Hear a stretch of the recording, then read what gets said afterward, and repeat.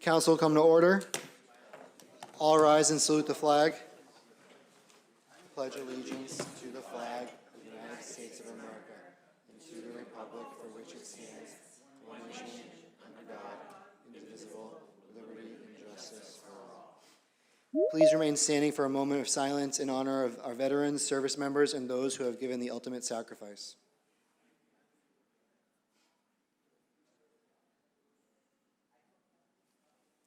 Thank you. We honor, acknowledge the Massachusetts, Pennacook, and Pawtucket peoples, whose ancestral lands we now call home and on which we gather today. We express gratitude to the indigenous peoples who have cared for this land for generations, predating European colonization and continuing to the present. Moving forward, we are committed to ensuring that the histories, voices, and contributions of indigenous peoples are recognized and respected in the life of our city. The clerk will call the roll. Councilor Cologne Hayes. Here. Councilor Condon. Here. Councilor Crowe. Here. Councilor Linehan. Here. Councilor McDonald. Here. Councilor Sika. Councilor Simonelli. Here. Councilor Spatafora. Here. Councilor Taylor. Here. Councilor Winslow. Here. Council President O'Malley. Here. Under the provisions of the open meeting law, for those in attendance, please be informed that UMA Urban Media Arts will be recording this evening's meeting. First order of business. So we're going to take public comment. Public comment is allowed under council rules. Each speaker is limited to the subject matter relevant to this evening's agenda and must keep their comments to 2 minutes or less. I believe we have one individual signed up for public comment. Tina Lagarde. Tina Lagarde. Good evening, members of the council. It's a pleasure to be here this evening. I'd like to speak to you in regards to the resolution 8020.25 on tonight's agenda. My name, for purposes of the record, is Tina Lagarde. I'm the Executive Director of Urban Media Arts, located at 145 Pleasant Street here in Malden. I wrote a statement, if you would indulge me. I would like to point out the need for affordable housing in Malden is undeniable.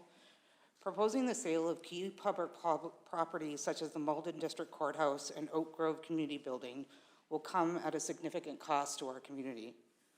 The Malden Courthouse has an established redevelopment plan to become a center for arts and culture, serving as a vital hub for artists, arts education, cultural programming, and community gatherings. A key advocate for this vision, Urban Media Arts has a strong interest in being a collaborative partner in shaping this space into a thriving resource for the city. UMA has long supported Malden's creative community, fostering public access to media, storytelling, and the arts. The vision for the center would provide inclusive, innovative programming that strengthens the city's cultural identity and offers valuable opportunities for residents and artists alike. Selling the courthouse would permanently eliminate the potential for this transformative initiative, depriving Malden of a space designated for community engagement and artistic growth. Additionally, the sale of the Malden Courthouse for housing could require careful legal and procedural review due to existing restrictions on its use. Under the terms of Bill H.5045 signed by the Governor on August 2nd, 2022, it states the use of the parcels shall be restricted to nonprofit, recreational, educational, or community use and ancillary uses. Furthermore, the deed includes a clause stating that if the property is not used for these purposes, ownership could revert back to the Commonwealth. Given these conditions, repurposing the site for housing could present significant legal and logistical challenges. For these reasons, the Malden City Council should reconsider this proposal and continue working with strong partners like Urban Media Arts to bring the Arts and Culture Center to fruition. Thank you. Thank you very much. Do we have any public comment that has been submitted in writing? We do. We have a few. The first one is from Nixon Peabody. Dear councilors, on behalf of Mystic Valley Regional Charter School, I would like to comment very briefly on the revisions to proposed zoning amendment 356-24. First, the City Council should be aware that while the proposed amendment and its prior iteration appear to have arisen out of a desire to require site plan approval for MVRCS's future use of Maplewood properties, the proposed amendment cannot apply to any of those properties. On November 14th, 2024, Mystic Valley filed applications for subdivision approval for those properties, and under Massachusetts law, the zoning in effect at the time the applications were filed will therefore govern any projects Mystic Valley has for those properties for at least 8 years. Accordingly, if the proposed amendment is adopted, it will not have any effect on plans that Mystic Valley may propose for its Maplewood properties until 2032 at the earliest, but it will impact plans proposed by all other private schools such as Malden Catholic or nonprofit educational providers, including potentially the YMCA and YWCA, and 2, all religious entities, 3, all daycare providers. Second, the proposed amendment apparently disregards 2 important recommendations made by the Planning Board. For instance, the Planning Board recommended that the Site Plan Review Committee be required to act within 65 days of submission of an application, but the proposed amendment contains no time limit for conducting the public hearing or voting on an application. Next, the Planning Board recommended that the City Council obtain review of the proposed amendments by the City Solicitor and opinion of the City Solicitor regarding legality of the proposed amendments and consistency with MGL 40A subsection 3. There is no indication from the information posted online that any such review has occurred or that any such opinion has been provided. If the proposed amendment is adopted and is challenged in court, the failure to comply with these recommendations would make it especially vulnerable. To summarize, if the proposed amendment is adopted, it cannot be applied to Mystic Valley's Maplewood properties until 2032 at the earliest. It will, however, apply to other educational uses, religious uses, and daycare uses, and it will disregard 2 key Planning Board recommendations. Sincerely, Jennifer R. Schultz. Next paper is on 80-25. Please consider the following in regards to the selling of the Oak Grove Community Building. Many of you may not know, but this building is listed on the Massachusetts Cultural Resource Information Systems as historical. But I believe its true value is not just the age or the architectural design, but in the use of the building throughout the years. Oak Grove Improvement Association Incorporated, established in 1897, was the catalyst for the construction of the 1927 Oak Grove Community Building. Since then, the community building has been a focal point of many celebrations, including the 4th of July, tree lightings, and holiday parties. It has been used up to 7 days a week, comprised of art groups, civic groups, and organizations throughout Malden, such as Malden Youth Soccer, Girl Scouts, Pop Warner, Malden Little League, AA groups, Boy Scouts, a Shakespeare project, the planning of the Harvest Moon Festival, a voting precinct, a kindergarten, a teen center, a public meeting place, and so much more. For almost 100 years, the Oak Grove Community Building has given people a place and an opportunity to gather as a community to solve problems, vent frustrations, laugh, work together, share their knowledge, volunteer, create, and be inspired, and give back to the city that they live in. Being able to provide a space like this helps us as a community to bring together the like-minded people for the same goal of fostering a rewarding and engaging community. Presently, Oak Grove Improvement Association is working with the city on an improved grant by our citizen-led Community Preservation Committee, City Council, and Mayor for design plans to reopen the community building. These funds do not impact the city budget as they are funded by the citizens through a tax and a percentage match by the state. It is our hope to attain additional grants from other sources as well to reopen this asset back to the community. Together, we can. Thank you, Carol Melly, resident 35 Wyoming Avenue, Oak Grove Improvement Association. The next paper is also for paper 80-25. Dear councilors, I am against the sale of the Oak Grove Community Building at 6 Grove Street. If the city sells the Oak Grove Community Building, the city will be selling another part of its dwindling architectural and cultural history and selling the community at large along with it. In order for Malden and all of its residents to thrive, we need a place to meet, connect, and actively engage with and give back to the community. We need the Oak Grove Community Building. Sincerely, Bonnie Galadia. Thank you. 98 Beltran Street. Paper 80-25. I am deeply concerned about the City of Malden's decision to sell surplus properties, particularly the Oak Grove Community Center in the Middlesex Courthouse on Summer Street. While I support increasing affordable housing, such actions must include clear and responsible communication, especially with residents who have invested time and ideas in shaping the city's future. These properties were previously considered for arts, culture, and community engagement. Many participated in focus groups to explore transforming the courthouse into a center for the arts, generating excitement and hope, only for the conversation to suddenly disappear without explanation. Now, the City Council is set to vote on selling these properties without first inviting community input. This lack of transparency is troubling. What happened to the ideas shared in earlier discussions? If the city could not act on those plans, what alternative efforts have been made to creatively address both arts and housing needs? Has the council considered requiring dedicated community spaces or additional affordable units in new luxury developments? Selling these properties without exploring creative, community-driven solutions dismisses their economic, social, cultural, and civic value. It also raises serious concerns about the council's commitment to transparency and vision. Malden has access to incredible resources, leaders, cultural institutions, and best practices from the talent in and around Boston. Why not tap into that collective wisdom before making irreversible decisions? I urge the council to pause this vote, engage the community meaningfully, and consider innovative, forward-thinking solutions before moving forward. And that is from O.C. Schwab, 55 Granite Street. The next two papers are for 77-25. Dear Council President, this letter is in response to the recent request by DMS Trinity LLC DBA Trinity Naturals. We have been notified by the City of Malden as abutters to 36 Charles Street that the petitioner seeks modifications to their special permit to operate a retail marijuana establishment.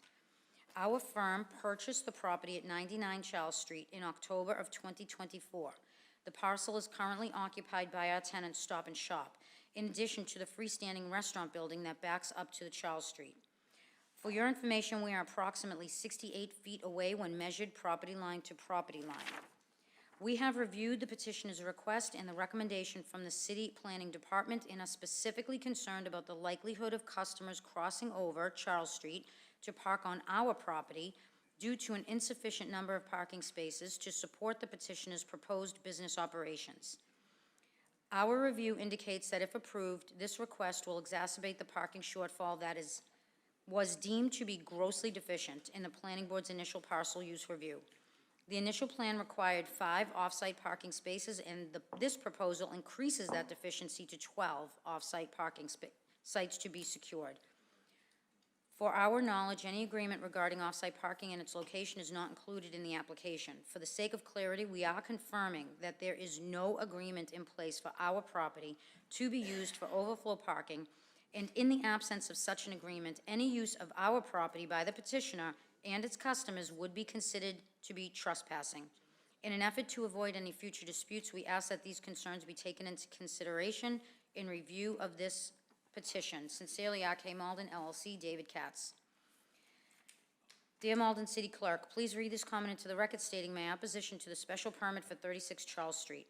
This permit should be denied or tabled until Malden's Cannabis Licensing Enforcement Commission fully vets all relevant details. The Planning Board disclosed on December 11, 2024, the petitioner violated prior special permit conditions by altering the floor plan. Such significant deviation raises serious concerns regarding security, ownership, and parking. This requires careful review by the City Council and the CLEC. Key issues. Number 1, security risks. Malden Code 12.12.190H requires an approved security plan, yet no substantive discussion has occurred. Changes to the floor plan introduce security risks, including a larger vault and increased off-site parking, raising concerns about cash transactions and controlled substance transport. Number 2, unclear ownership. Malden Code prohibits special permit transfers. The City Council must clarify ownership and financing details, especially given the CLEC's prior acknowledgement of potential changes.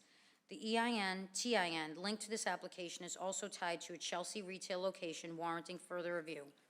Number 3, parking deficiencies. The proposed expansion exacerbates the parking shortfall, increasing the deficiency from 50% to 65%. Off-site parking is being increased from 5 to 12 spaces. Parking must comply with Malden Code, ensuring it is not shared with non-marijuana businesses. Call to action. The City Council should deny or table this permit as more detrimental to the neighborhood, and also call on the CLEC to conduct a full review. The CLEC has not addressed these issues. Their oversight is essential before any further approval of this special permit is considered. Thank you for your consideration. Sincerely, Brian DeLacy, 1 Earl Street. Thank you very much, Clerk. So we're going to move on to our consent agenda. This evening's consent agenda consists consists of 4 meeting minutes to be approved, 8. You've got a comment, I think. About what? Okay, perfect. 8 orders being referred to finance and 1 communication to be placed on file. I'm going to go to Councilor McDonald. Yeah, I'd like to request that items 6825 through 7525 be removed from the consent agenda. I just want to make a quick comment about them prior to referral. And then just point of order, Mr. President, I would just like to ask, you know, our council rules say that public comment is limited to 300 words when submitted by written comment, and I would just be curious if any of those exceeded the 300-word limit. I measured them. They're all within 300 words, that's great. Is it also, do we have a policy on whether public comments about something that is a hearing should be read as part of a hearing or as public comment? It only says that it has to be on the agenda. I'm sorry, I didn't say that loud. It only says that it has to be related to an item on the agenda. I cannot answer you off the fly like this, but I'm willing to have this conversation like offline. That To come sounds up. great. Appreciate it. Yep, thank you. Would anyone else like to take anything off the consent agenda? Councilor Colon-Hayes. I wanted to see if we had the same one, so I just want to repeat, I was going to ask for, and I appreciate. The CPC this. ones? Yeah, to take off the You're removing all the 6825, 6925, and, All of the CPC, all the yeah, CPC ones. okay. You're going to speak to that? Thank you very much. Very good. So those will be removed. Is there a motion to approve the consent agenda on Councilor Simonelli's motion, seconded by Councilor Condon? All those in favor, please say aye. Aye. Any opposed? That passes unanimously. 6825.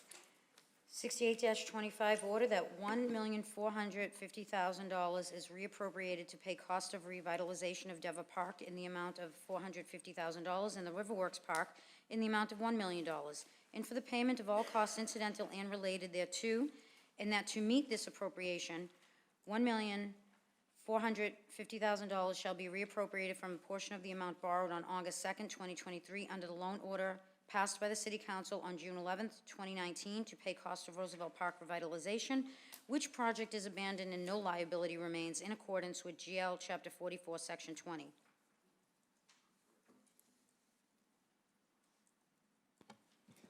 Councilor McDonald for the paper.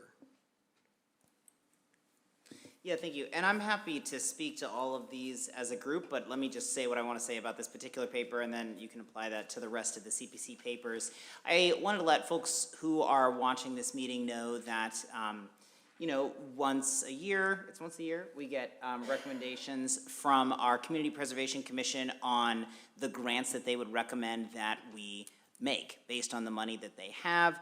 These need to be referred to the Finance Committee so that we can have a conversation in public about them, and so that we then can decide whether to approve or deny those grants that the CPC recommends. I want to be clear that while my name is attached to these papers, I cannot take any credit for any of these proposals. That is simply just because I'm the finance chair, and our council rules require somebody's name to be attached to these papers. So that's true for all financial orders. I just want that to be clear that I really can't take any credit for the good work of the CPC or any of the proposers of these items. But I did want to let folks know that our hope and plan is to have a Finance Committee meeting next week to discuss all of these points and all of these papers. That will, of course, be on Teams, as all of our meetings are right now, and as we've done consistently with the Finance Committee. So there should be time next week to be able to discuss each of these CPC proposals, or we'll get through as many as we can in Finance next week, and I'd be happy to make a motion at the appropriate time to then refer all of these papers, in fact, to the Finance Committee. I just wanted to say a word about that to the public, which you have to pull things off the consent agenda to do. Thank you. I appreciate that. Councilor Simonelli. Thank you, Mr. President. I'm going to second my colleague's motion to send it to finance, but I do have a comment, and you know, when I was first elected this time around, the whole Roosevelt Park project, I was asked by Strategic Planning and Development to, forfeit my share of CDBG funds, which my neighborhood qualifies for the lion's share of that funding, and I did so. And I just want to get some clarification, and I'll wait till it's in my colleagues' committee to ask these questions so I don't tie up the council tonight. But I am concerned, that my neighborhood lost out on that funding 3 years ago, and now it's being displaced from the Roosevelt Park arena and, being put elsewhere. And I got a problem with that, Mr. President. So I am definitely going to take that up with my colleague in Strategic Planning and Development. So thank you. Understood, thank you very much. We have, and I guess, do we want to take this up paper by paper, or should we just read all of the? I would be happy to read them all. The CP, how is everyone feeling? Do we want to do it paper by paper, or take all the CPC up at once? Okay, so we're just gonna read the rest of the paper. I'll go to Councilor Clone Hayes, and then we're gonna read the rest of the papers, and everyone can just talk about whatever CPC thing they want to talk about. You sure? Okay. Yep, okay. Proceed to read the rest of them. Yep. Paper 69-25, order that the appropriation enumerated below, being in the amount of $319,596 be appropriated from the Community Preservation Act Fund for the following project: Devitt Park Revitalization Phase 2, Open Space Reserve $94,000, Budget Reserve $225,596. Paper 70-25, order that the appropriation enumerated below, being in the amount of $8,000, be appropriated from the Community Preservation Act Fund for the following project: Pearl Street Station Envelope Assessment Project, Historical Preservation Reserve $8,000, total appropriation $8,000. Paper 71-25, order that the appropriation enumerated below, being in the amount of $8,000, be appropriated from the Community Preservation Act Fund for the following project: Oliver Street Station Envelope Assessment Project, Historic Preservation Reserve $8,000, total appropriation $8,000. Paper 72-25, order that the appropriation enumerated below, being in the amount of $349,166.52, be appropriated from the Community Preservation Act Fund for the following project: Affordable Housing Trust Fund, Community Housing Reserve $349,166.52. Total appropriation, $349,166.52. Paper 73-25, order that the appropriation enumerated below, being in the amount of $475,000, be appropriated from Community Preservation Act Fund for the following project: Forestdale Cemetery Wall Restoration Project, Historic Preservation Reserve $278,000, Budget Reserve $197,000, total appropriation $475,000. Paper 74-25, order that the appropriation enumerated below, being in the amount of $14,500, be appropriated from the Community Preservation Act Fund for the following project: St. Paul's Parish Envelope Assessment Project, Historic Preservation Reserve $14,500, total appropriation $14,500. Paper 75-25, order that the appropriation enumerated below, being in the amount of $40,000, be appropriated from the Community Preservation Act Fund for the following project: Housing Subsidy for Older Adults Project, budgeted reserve $40,000, total appropriation $40,000. Thank you very much. Councilor Clone Hayes. Thank you, Council President. I wanted to address people watching who I know are looking at the reallocation of funding for the Roosevelt Park project, and just to let you know, I know we're going to go into detail at finance, so hang tight and please attend that finance meeting. But I did also call the CPC chair. We had a long conversation. I also had a conversation with Dan Grover a while back, who, when we spoke, said that the funding could not be reappropriated to other council unless it was approved by the city council. So that's why it's coming before us. So it's, we're gonna need to approve that if we do.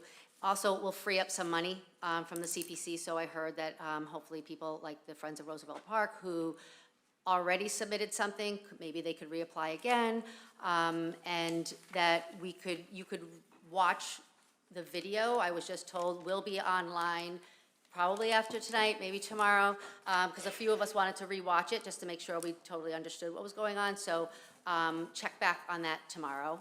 Thank you, and I'm looking forward to having a big discussion. Thank you. Thank you. We have a motion on the floor by Councilor McDonald to refer these papers to Finance for further discussion. That has been seconded by Councilor Simonelli. Is there any other discussion on that motion? All in favor of sending this to Finance for further discussion, please say aye. Aye. Any opposed? That has been referred unanimously. Next order of business. Council will hold a public hearing on the petition to amend the special permit granted in Council Paper 202-22 and further extended by Council Paper 233-23 to allow marijuana retailer use of 36 Charles Street. Paper 77-25, petition DMS Trinity LLC, DBA Trinity Naturals, seeking amendment to special permit application CMID 040598-2021 as granted by Council Paper 202-22 and further extended by Council Paper 233-23, specifically to revise the approved floor plan for 36 Charles Street to increase the size of the premises by approximately 1,627 square feet on the first floor of the building by 1, expansion into 2,393 square foot area on the eastern portion of the building, and 2, elimination of approximately 766 square foot area on the northwest corner of the building. Public hearing required. Thank you very much. Just to Councilor McDonald's earlier inquiry, in consulting with the city clerk, we will read the public comments.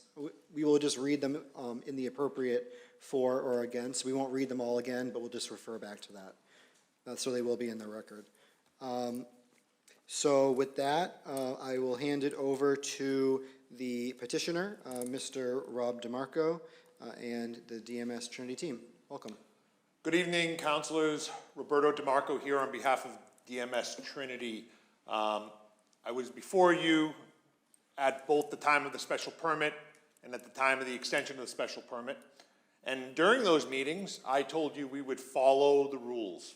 And I am here to apologize for the lapse that occurred. It was a lapse. We trusted our contractor. We thought, and the record shows at the city, the building commission office, that the plans were filed, but they were filed incorrectly. And so we thought that the amendment that we were looking to do was approved. My clients did not consult with, accept their contractor and their architect, and they thought that was all taken care of. The idea here came out of their experience with Chelsea. Chelsea is their other location. They are allowed 3 locations under cannabis control rules.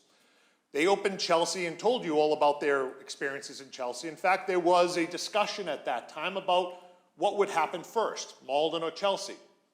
Chelsea got going first. Chelsea has been operational about a year. And that experience informed them on how the business really flows. It's important to note that Chelsea's location exists across the street from the Chelsea Market Basket, a much larger facility than the Stop and Shop across from us now, and a busy location. They have never had more than 9 spots taken up at Chelsea location at any time because this is an in-and-out business, right? It's go in, buy your product, leave. In fact, most people will look at the website and will decide before they even get there what they're looking to buy. But my client, in that experience, realized that first, they were required by CCC to put in earthquake sensors in the walls of their vault over there, so that somebody trying to bust in from the outside would have to go through the building. They also realized that their vault was too small and that it was making it difficult, that measuring and labeling product that was there was kind of difficult because of the lack of size. So they said, let's increase the size of the vault. It's not going to be used by more than more than the one person working there that would have been working in the vault anyway. It's storage space. They thought that that was a good idea. They were abandoning those offices and the vault area that was previously, and they were moving everything to the corridor that made the vault deeper in the building, more secure location, and directly accessible to the retail location.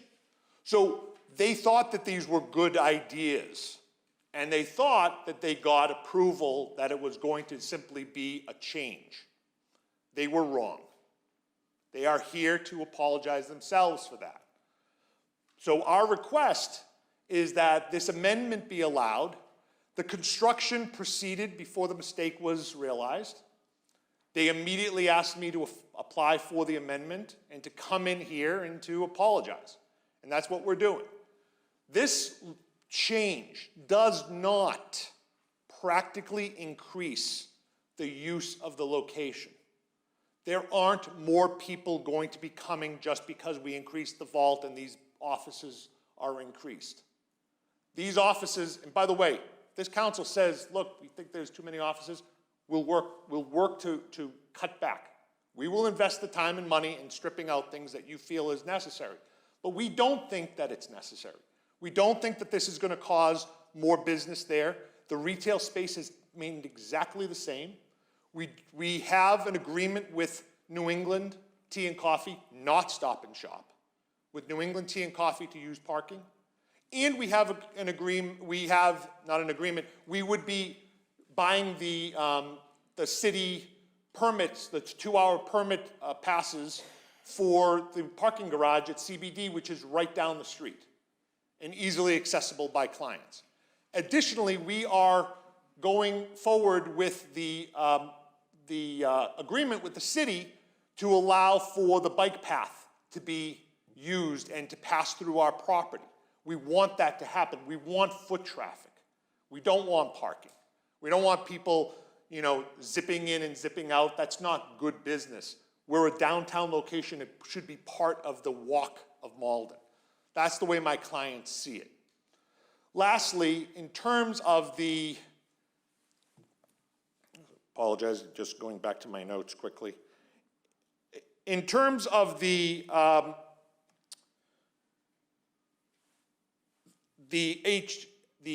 community host agreement, we have not moved forward with the community host agreement because we're trying to work with the city on this. The CCC has blocked us at this point because the community host agreement rules changed. We are not forcing the city to abide by the old rules. We're willing to work with the city. At all times, my client has remained open to these discussions, to work with the city on all issues. We've remained in touch with the CLEC at different times when things arose. We've remained in touch with the building inspector. This was an error. We made the error. We take full responsibility for that error. And so I would ask that the council consider the circumstances and that they agree to the amendment as requested. I'm here to answer any questions. Additionally, my clients, who are the main operators there, are here present. Mr. Pignoni is the main person on the business. His husband, Tim Halpin, is also one of the supporters, though not an official supporter. He's just in the household making sure that this all happens.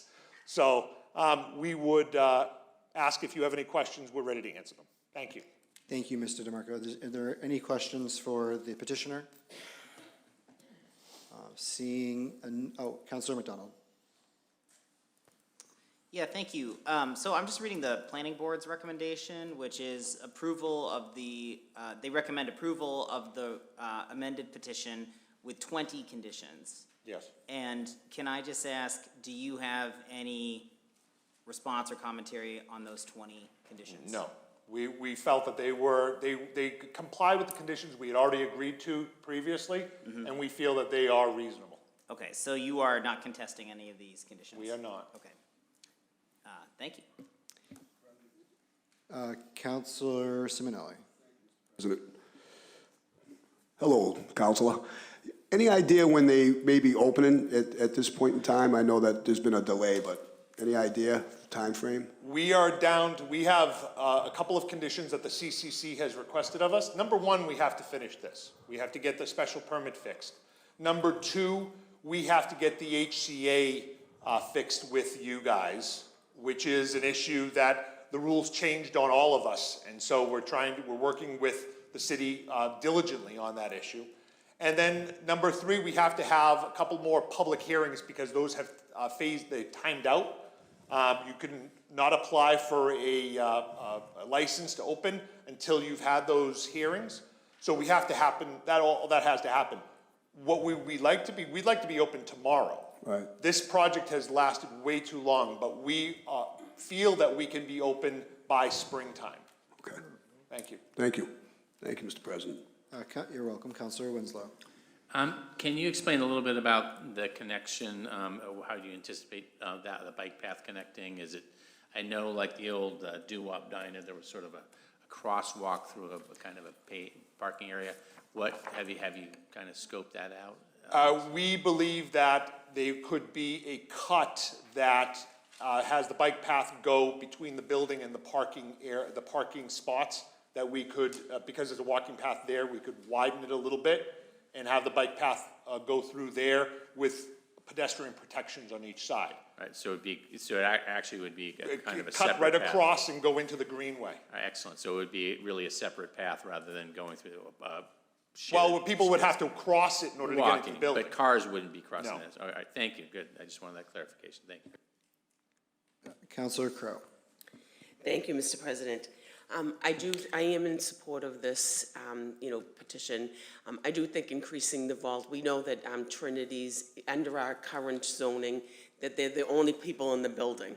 So, that they had a lot of the building, a large part of the building that was not going to be used at all. So I think increasing it, I actually think it increases safety, that you have more things that are in the vault and in a central located area. And so I definitely am in support of this. I just kind of want to back to the bike path thing, because the first time I heard that now we agree and we have a plan was when the council president sent me an email it's 6-something this afternoon, today, just before the meeting. So I appreciate that there's been some agreement, and we can put that on the books, but I think there has to be a full conversation, because I wasn't invited to any meetings. I wasn't aware that this was having a conversation about. I wasn't aware that there was any agreement to do this. We all agreed when we were talking about the spot on Brook Greenway, that might be a good spot, because then it was going down Canal Street. But I need to look at it further, so I'm a little disappointed that nobody decided to have the conversation with the ward councilor. My apologies, Councilor Crowe, that wasn't intentional. We have it in our conditions that we would cooperate with it, and so we've just started those conversations and felt that. And I agree, at the first one, it was cooperated with it and look at it, and there was like some, that was, if it worked, it did, and if it didn't work, well, you could, kind of take it out. So now that there's an agreement, I really would like to vet that a little more fully, although, but this special permit is really about the vault and the changing of the floor plan. And then I think the CCC was right about like increasing that vault size. And, I think it does make it safer and changing those things. But so that, I'm voting on the special permit for the vault and all the other things that happen, and we're gonna have to have more conversations about. And we on also, Greenway. and as we've mentioned, we have to get approval of the landlord at the end of the day to everything. So we are at the beginning of that discussion, but we are cooperating fully. Okay. And my apologies again. And again, this is not on the applicant. I had intended to email you this weekend, and it just got away from me, so I do apologize. I did pass out a.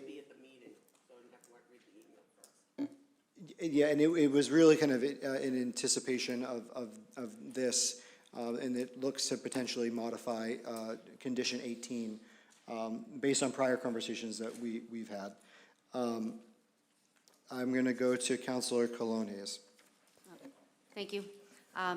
So thank you for coming here and admitting about the mistake. That's a big plus, and for you, both of you as well. It is confusing, so I hear that. We have a lot of people that are confused with these ordinances, so I do understand how that can be. I'm just having a hard time thinking about supporting this without public, like you were saying, the public hearings that you just mentioned. I would love for them to happen first, even though I do take Councilor Crow's point about it just being about the vaults tonight. But hearing also the letter from Stop and Shop. It sounds like some of your butters aren't happy. And so, again, I appreciate you coming here, admitting that that happened, but I'm just having a hard time finding how I could support this without having, to let the public be, know about these changes again and just having some public meetings. Maybe you can help me through that.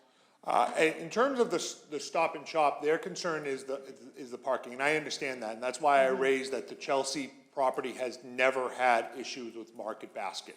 We know how to operate across the street from a large retailer. In terms of the changes, this happened, and we are prepared to discuss it. We put it out there to the as part of this public. We're ready to have the discussion here tonight with people. If they were interested, they could have contacted me at any time. I am disappointed with some of the comments and the public comment, just because it questions our security and it questions the ownership, which are not issues that are, number one, frankly, correct in how they're worded, and number two, aren't issues that are directly related to this vault issue. In terms of the ownership, my clients own the property, own the business, period. There is no question. They own Chelsea as well. They have teams of investors, all have been disclosed fully. They are part of our public hearing disclosure when we've had those meetings, and we, by the way, have had more of those public meetings than any applicant in any city I've ever seen, mainly because there were so many delays in this and because those public meetings expire after a little while. And so we've had a total of, I think at this point, 7 public meetings about this project. We've invited people, we have published. In all of those meetings, we have had 5 total participants come from the city to discuss it with us. We have sent out mailings, they are all on the record.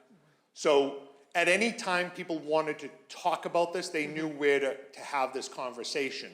And none of the people who have actually commented publicly now were ever interested in the project before. They didn't reach out to us. And I want to, I'm not apologize, correct myself. I meant community meetings. But you're right, there are public, I'm sorry. Yeah, But they are public. I agree. No, you have, and I've been here for them. Okay. Councilors all right. have attended, and we appreciate the council having attended and being present at all times. But, the councilors who were there know that it was a very empty meeting, and I threw away some Dunkin' Donuts coffee. Okay, no, I appreciate the response. That's what I was looking for. Thank you, Councilor. Thank you. And just from the chair, we are currently having a public meeting related to this. That's what we're having right now. And then we're going to have a public hearing as soon as the questions from the councilors are over. I see we have one more from Councilor Simonelli, and then I'm going to ask a question myself. Councilor Simonelli. Thank you, Mr. President. I'm just going to comment on my colleague Peg Crow, Councilor Crow's comment. I don't know what it's going to take up here to learn that you have to include the ward councilor in all endeavors that have to do with their district. By not doing it, it turns into problems. Now, nobody likes anybody stepping on their toes when it comes to their districts, so you should return the respect. So I'm going to defer to my colleague, and I'll do whatever she wants. But I don't know how long or how much it's going to take for this council to realize that you got to include the ward councilor, or you get nowhere. It's just the way it is. So thank you. Nothing to do with you. Thank you. Thank you, Councilor Simonelli. And then just from the chair, I just want to, Councilor Spatafora. Yeah, thank you, Mr. President. I want to echo Councilor Simonelli's too, because, and I know the president came up to me, 35 minutes ago and handed me this, but, I don't think it's territorial, but literally we have ward councils to literally worry about their wards and 3 at large to look at large. And I think the idea of having any type of deal or agreement without the ward councilor is a challenge for everybody.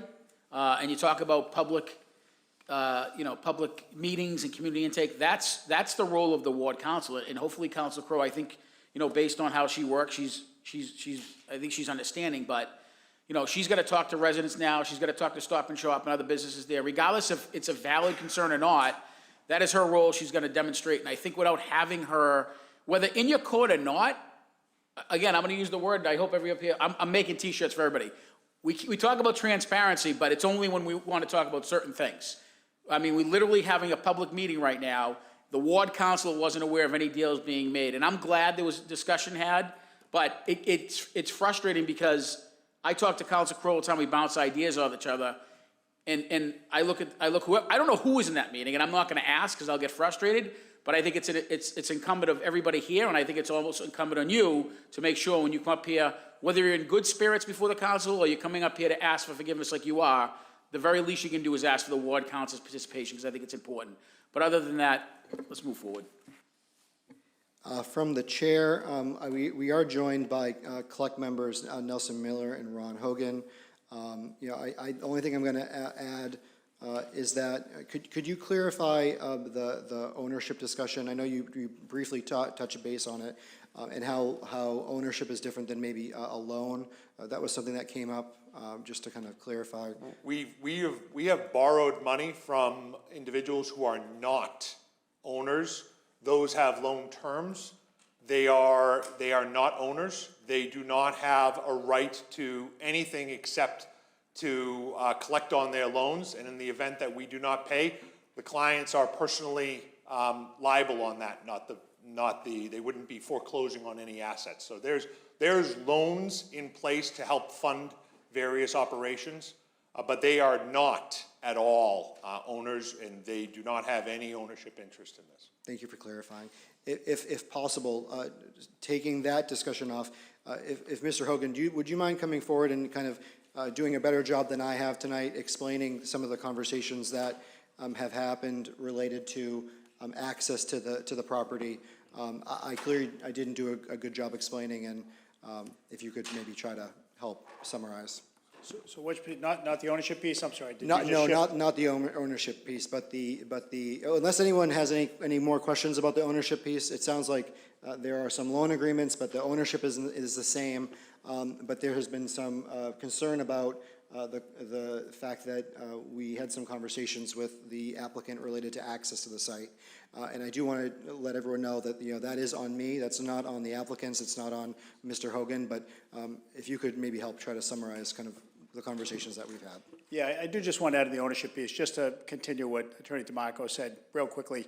There is a very specific language in the portion of the CMR that regulates cannabis that excludes from the definition of a licensee anybody who's purely provided money for the purposes of a loan and whose only right is interest payment, you know, principal and interest payment. So he's explaining that that's where the additional money comes from. If you're more than a 10% owner or you're otherwise controlling the business, then those are folks that are disclosed as licensees if you are purely providing capital that's being paid back.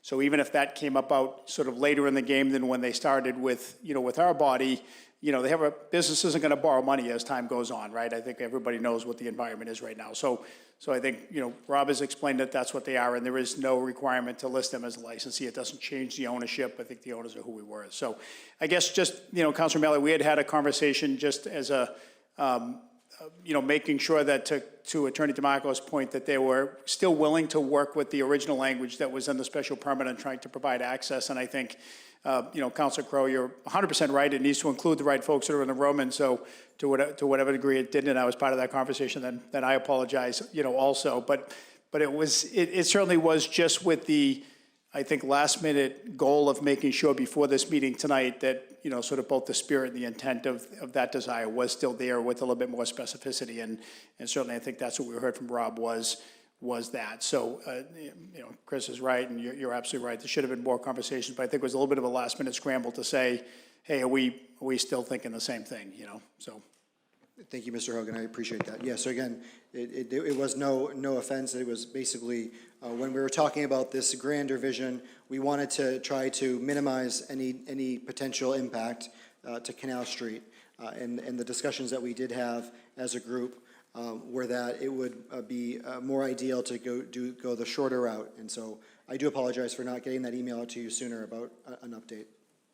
And I guess the only other thing I'd add is there still is, Council Crowe, an MOU that needs to be developed that memorializes exactly what this is, and definitely something that more folks should be part of, so absolutely. Yeah, and just to clarify, there is no current agreement. So with that, I'm going to declare the public hearing open. Anyone wishing to speak in favor of the petition, please come forward and state your name and address for the record. So again, if anyone speaking in favor of this petition, I'm seeing none in person. Is there anything in writing in favor? Doesn't look like we have anything in writing in favor. Again, I'll ask one more time, anyone in person that would like to speak in favor, please approach. Welcome, just state your name and address for the record. Good evening, my name's Timothy Halpin. I've never gotten up in front of you all in the past almost 7 years that we have been working on this project together with my husband and myself. But tonight I did want to get up. I wanted to directly apologize on behalf of my family for the errors that were made along this pathway. And I wanted to let you know, Councilor Crowe specifically, that we did not intend to offend you in any way. What we were saying is whatever you folks would like to do, we'd like to be cooperative in that matter. We appreciate everything that you folks have done for us over these many, many, many, many meetings that we've had with you. And that's all I wanted to share with you all tonight. Thank you so much. Thank you. Any other comments in favor?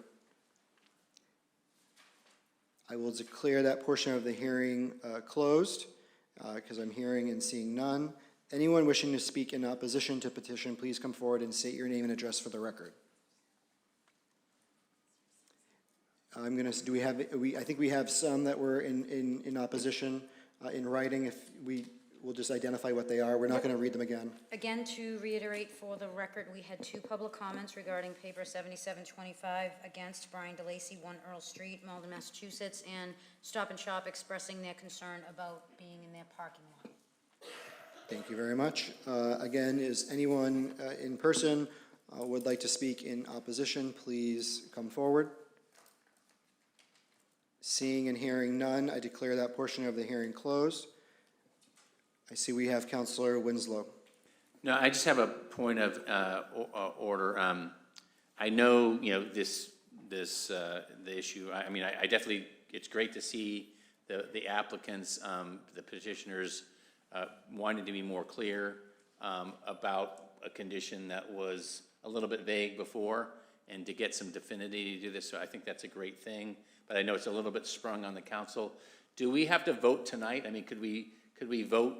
Could we wait a couple weeks so that Councilor Crowe can understand what's going on here, and then we can move forward so that, I just have that question. Is there any requirement that we have to, or any deadlines that we have to vote on this tonight, or could we table it and then take it up so that, I would like to actually have this condition included, and so that we have that clarity, but I want to make sure that Councilor Crowe would be supportive of that, so I just want to see, could we wait a couple weeks to make sure we get councilors, in particular Councilor Crowe, has the opportunity to understand that? So I didn't know if there's any requirement we have to vote on tonight. I'll go to Councilor Crowe. And I appreciate that, Councilor. It just sounded like when we were talking about it that this is what it's going to be. And as we know, with the Spot Pond Brook Greenway, we've had lots of different discussions. Really, from my perspective, what the special permit is about the vault, and I think we need to be voting on that so they can move forward. As he said, 7 years they've been doing this. They need to keep this moving along. So if it's the condition, and I know as we just got handed out, the existing condition just says shall work with the city, and I do know that Councilor O'Malley had said when I heard there was going to be a special permit, he was like, maybe, that's a time we kind of see about strengthen that, because it was like sort of shall work with us, doesn't mean it's going to happen, or we decide it wants to happen.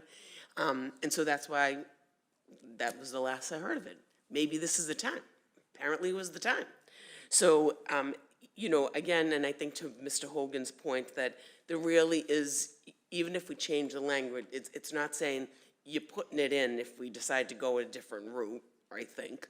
Do you mean like, I mean, we talked about that was like, something that we really liked, having that idea. I think it has to be vetted more, just to say it's gonna be 12 feet, we're gonna do it this way, we're gonna do it that way. I think, there needs to be some more conversations about the whole thing. So I think on the vault part, really, it was what the public hearing was all about, not necessarily changing these things. I think we should vote on that tonight. So, I make a motion. What's the motion? That we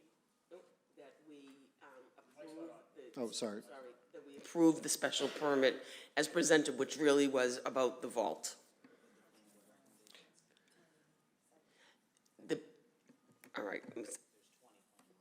And he had no problem with all the planning board recommendations, so that's where we want to go forward with that. Yes. Councilor McDonald?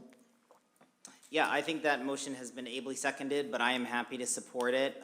And, while I hear a lot of commitment from the petitioner to engage around the bike path and the need there, and I agree that, just tying our hands with too much specificity is how we got here in the first place. So I don't think that's a good choice right now.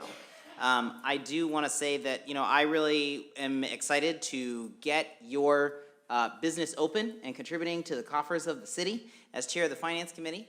And I just really appreciate your diligence and hanging in there, and I appreciate the honesty and the forthrightness of the response. That feels heartfelt to me, the diligence that you're, really trying to work through this.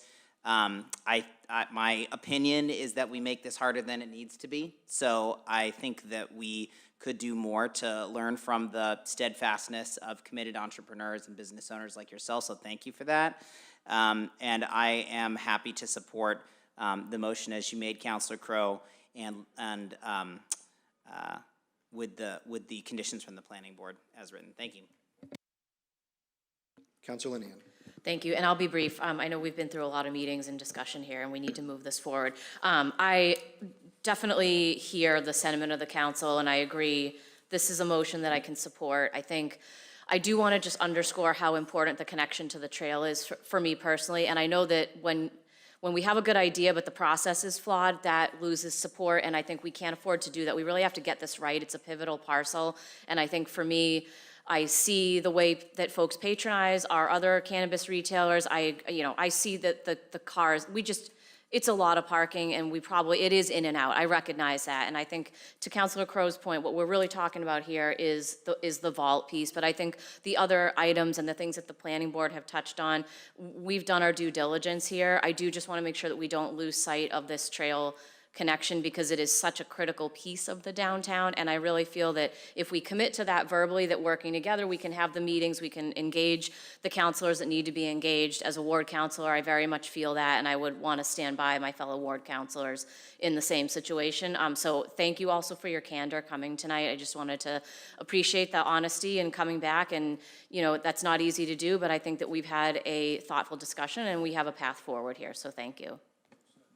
Thank you. Councilor Winslow?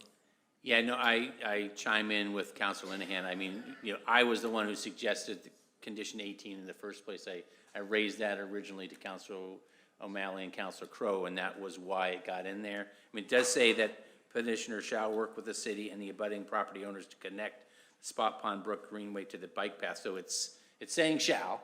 So, and I appreciate, I know Councilor Crowe, we worked very successfully on the Center Street project. Your ideas, you were very committed. And, if I take it that this is how you want to go forward, and I take it you're committed to the trail. We worked on that successfully. So I will support you on this and know that you'll fulfill your commitments on that. So good. All right. Thank you very much. Great. So we have a motion to approve the special permit. I do just want to clarify, if our city planner could clarify what the vote total needs to be for the special permit. Is that 8 or 6? Okay, so 8 votes are required to I guess, approve the special permit as amended and per the recommendations of the planning board. Oh, we have language I need to read. Oh, my apologies. Our city clerk is amazing. I have that in front of me. Okay, so on Counselor, a yes vote would grant this special permit amendment. A no vote would not. The clerk will call the roll. Counselor Cologne Hayes. Yes. Counselor Condon. Yes. Counselor Crowe. Yes. Counselor Linehan. Yes. Counselor McDonald. Yes. Counselor Simonelli. Yes. Counselor Spatafora. Yes. Counselor Taylor. Yes. Counselor Winslow. Yes. Council President O'Malley. Yes, That is 10-0. that passes unanimously. Next order of business. Paper 78-25, petition, Massachusetts Electric Company, DBA National Grid, and Verizon New England Incorporated, Plan Number 309-32051, National Grid to install one JO pole on Eastern Avenue, pole 1944-50 on Eastern Ave, and public way approximately 52 feet east of pole 1944. Hearing required. Is there anyone in the audience who would like to come and give this? Please state your name and address for the record. Yep, Petra Jeka, 170 Medford Street in Malden. I'm here representing National Grid regarding the petition. Could you spell your first and last name, please? Petraj, Petraq, Jeka, Xheka. Thank you. Please continue. Yep, so I'm here to represent National Grid regarding the petition. National Grid wants to install a joint-owned pole with Verizon, pole 1944-50 in Eastern Ave between pole 1944 and pole 1945. It's mostly due to relieve some load from one of the poles that is also being replaced in the road.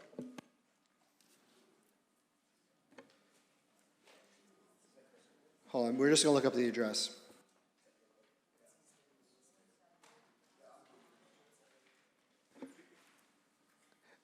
Councilor Simonelli, how are you? You're fine? Okay.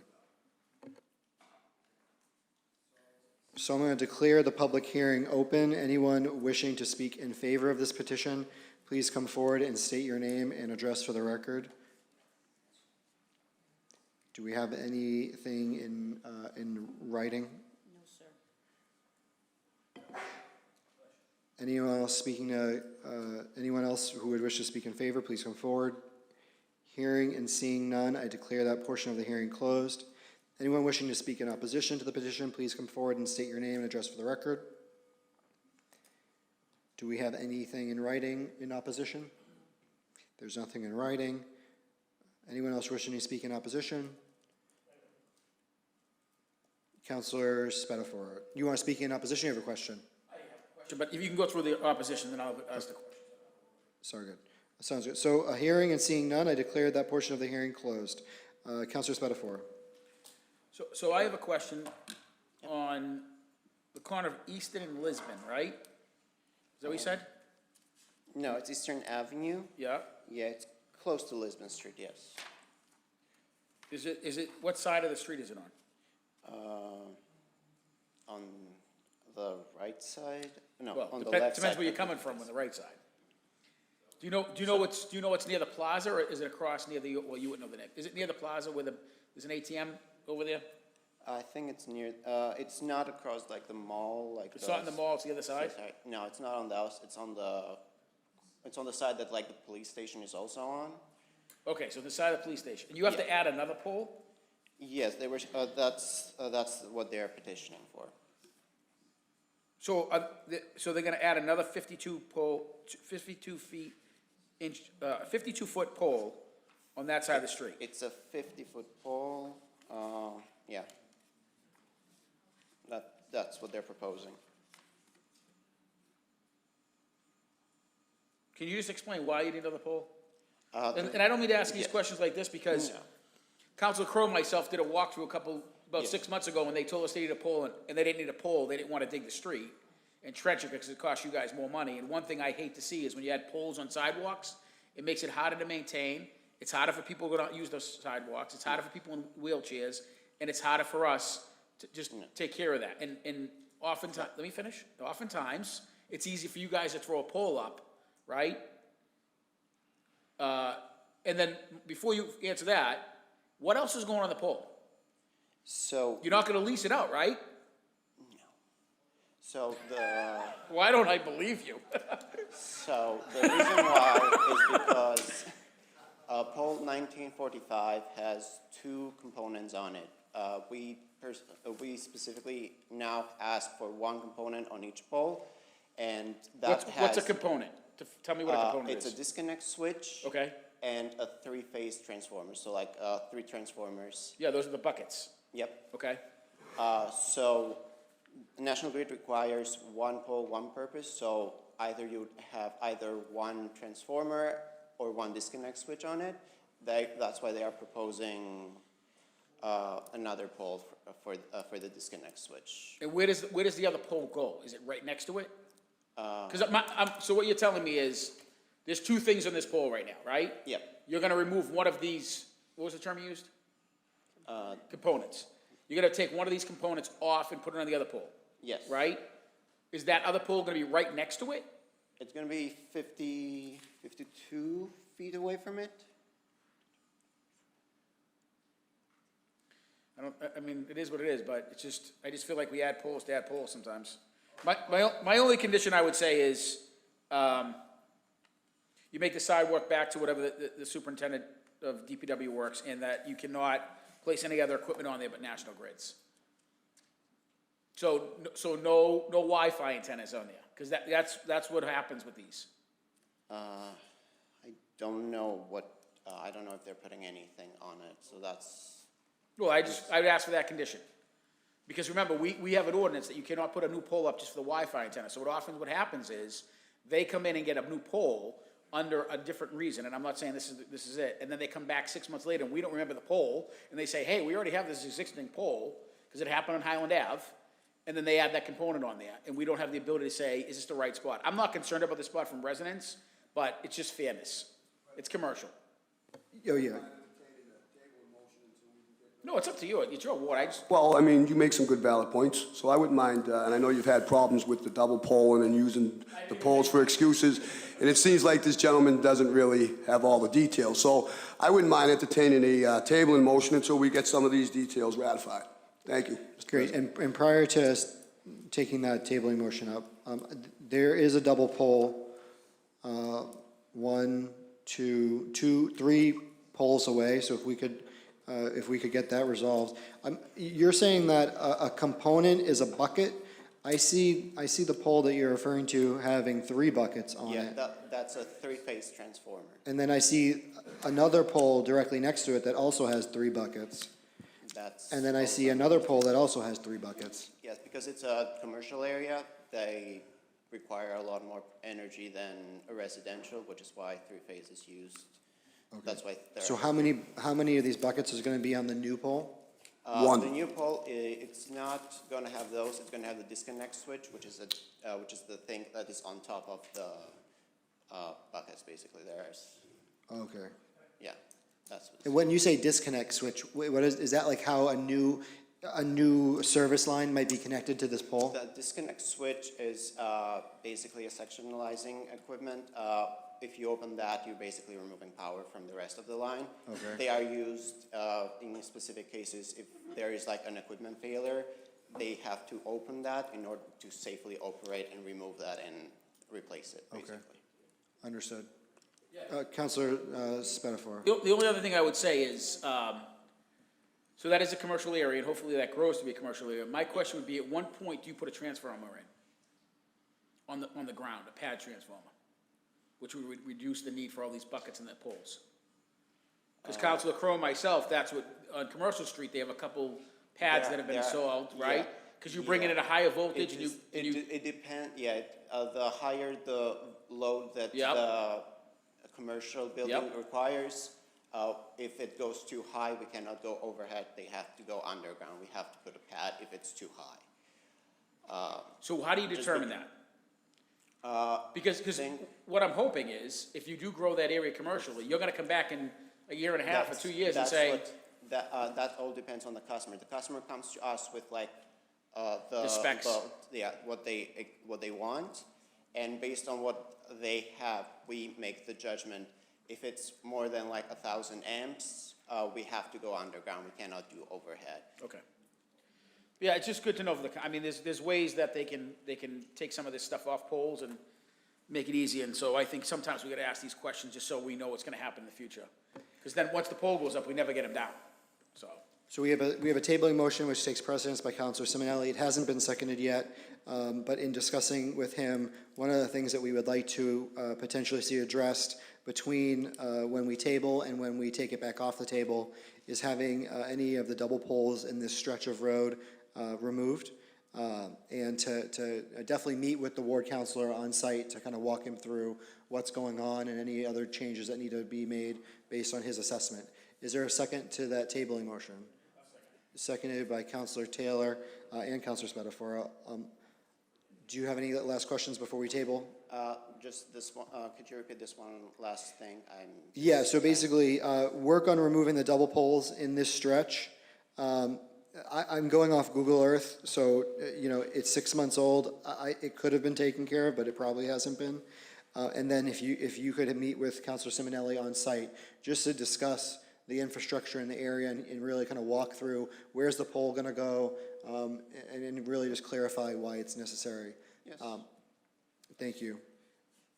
And that's kind of a requirement that we do usually have, is that the ward counselor be notified and met, and we just want to make sure that that happens. So this is not a reflection of you specifically, we're just trying to make sure that we hold National Grid accountable.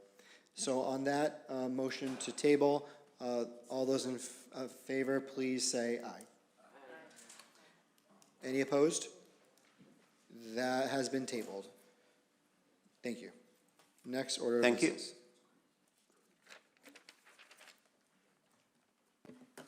Paper 79-25, resolve that it is the sense of the Malden City Council that they request the Finance Committee collaborate with the city assessor and the city solicitor to draft a proposal aimed at increasing the residential tax break to 35%.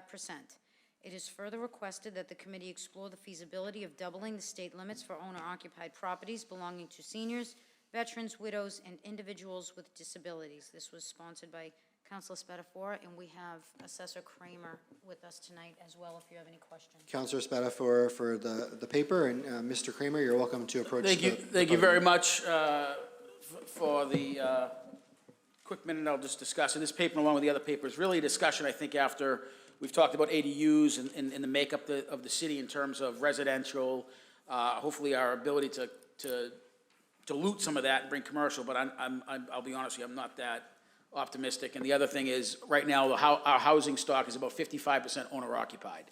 I'm hoping that would go up.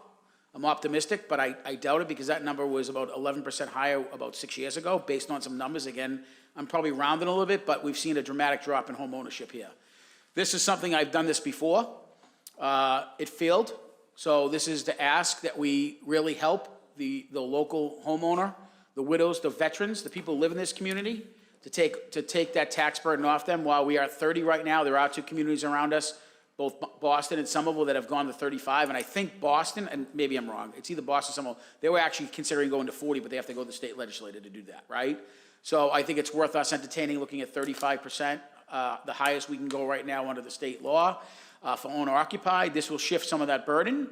And again, you know, we've talked about housing here and the cost of housing. We know it's not getting cheaper. No pun intended to National Grid. I had a very high electric bill this month and a very high gas bill. It is expensive to live now, and we all know that. So I think any way we can do this, it's worth entertaining. Mr. Nate Kramer is here as well. If you have any questions, he would certainly be here to answer. He was actually going to give a presentation. I told him not yet, but this is the request of the council. Thank you, Mr. President. Good question. What was the last thing you said? I said Nate is here if you have questions. Okay. I'm just here to direct traffic in case somebody says something. Understood. We're gonna go to Councilor Simonelli. I just want to say I agree with Councilor Spatafora. I would like to support this paper. Yes. The paper will be amended, so the Councilor Simonelli is a sponsor. Councilor Winslow. Oh, and Councilor Taylor. Councilor Winslow. Yeah, no, I mean, I think it's always worth discussing things with our financial people to see what we can do. I mean, I know at least the initial response is that there's some concern that it may seem in concept to be increasing it to 35% is better, but it may, the way this works, it's a seesaw. So it means some people's taxes will go up and others will go down, and it depending upon where that point in the seesaw is, it can actually affect people who have some homes. So that's, the assessor, I really want to make sure that we have that analysis before, as part of this, that we really understand, what the actual impacts are. It might seem easy to think that it's just 35%, but because essentially the residential exemption, the way it works is that there's some people who are going to pay more taxes, some people are going to pay less, and depending upon where the fulcrum point in the seesaw turns, we actually may be increasing taxes on more people than we are. So we just have to understand that. So just as we get ready for that presentation and analysis, that's just something I'd like to see. Thank you, Greg. Thank you, Councilor Winslow. Councilor McDonald. Yeah, thank you. No, I appreciate my colleague putting this consideration forward. It's something I've wondered about as well in terms of increasing the residential exemption. And I'll just take this moment to note that the residential exemption does not reduce the amount of money the city is bringing in. It's a shift from who's paying that tax bill. So it is literally a zero-sum game, just to be clear. That being said, I mean, I agree with all these points. I would like to be able to support this, and I'm certainly happy to have us talk with the Finance Committee about it. Folks should know that, we approve these rates typically in October. Is that when November? We approve them typically in November for the following tax year. So there's a long lead time on these to be able to take effect. I just wanted to know, the list of other possible limits to consider: seniors, veterans, widows. I'm not even sure if we can do that legally.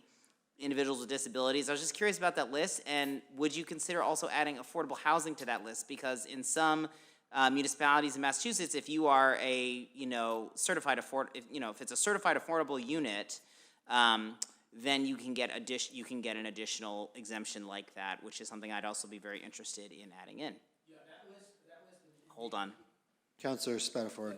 Certainly happy to add to that list, and you can keep me honest with Nate. All that is already approved by the state as ways to, those monikers, I guess, or those segments of the population are deemed to already have an abatement, right? An abatement or a tax abatement, right? It's a tax abatement. So those are not made up by any means. But if that affordability component is something we can do, I have no problem adding to that list. So could I ask that as a friendly amendment? Yeah.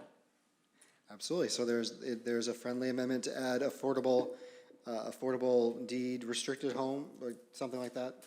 It's a friendly amendment. We'll just have it reflected. And then. Or qualifying affordable units. A qualifying affordable unit. Unanimous consent that we're amending it? Under unanimous consent, we've amended that. Councilor Linehan. Thank you, Mr. President. Yeah, I would echo some of the similar remarks that my colleagues have made. I think I would always welcome a discussion, particularly if our Chair of Finance is open to it. I was sort of reading this and reflecting that it does feel like we just set the tax rate and had this discussion with Nate, and so I guess I was kind of wondering, why was this not a recommendation that came up? As others have pointed out, it's not raising we levy to the limit, we levy the maximum that we can, since we're so limited in what we're able to bring in taxes, and the state stipulates how much we can raise each year, or the percentage, and then the ratio that's residential and commercial, which I think is where the Boston example becomes relevant, because once you reach that cap, if you want to go above it, you do need state approval. Boston did not meet with success, which I don't think is a good indicator of how much higher others might go, just to think about how we might want to spend our time, but always open to the discussion. And then I think one thing that I am curious about is what Councilor Winslow mentioned, which is, since this is just essentially shifting the money around, given the value of the real estate and how many homes may have shifted into that higher than the limit range, are we just pushing the tax? Are we going to make a lot of people's taxes higher while we make a fewer less? And then particularly as we bring in this affordability component, are we suggesting that we allow an owner occupancy exemption on non-occupied deed restricted affordable, because we could actually come out with less money in that scenario. I'd love to game it out and understand that, but those are some of the questions that I have. Otherwise, I think it's a great idea to explore. Mr. Kramer. I figured I'd come up instead of just sitting in the back So row. this is Mr. Nate Kramer, our city assessor. So the reason it's coming up right now is because it normally comes up 2 weeks before we set the tax rate, which is just much too late. So that's why it's coming up right now. And as far as the affordability component, I'm not sure how that's applied. So with the residential exemption, it's a shift within the class. Like Carrie mentioned, it's a zero-sum game. We're collecting the same amount of money. It's just shifting the burden to those higher value properties. I'm not sure if the affordable component is an actual exemption that the city gives back or if it's a shift. I don't know how that works.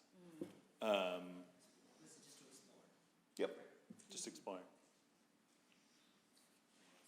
Yeah, I had another question, but I lost my train of thought, so I'll leave it there. Oh, no, I was gonna say the widows thing. I do actually get more calls from widowers that are struggling on one income, so that is totally anecdotal, but I feel like we need to find a way to be more inclusive with that language. I really welcome the notion that we would help those folks. A lot of them are in very dire straits, and we have insurance companies are droning properties and then telling people they need to spend 10 grand taking down a tree. That's catastrophic. Anything that we can do to help, that's just one example. I think that there's people that need it, for sure.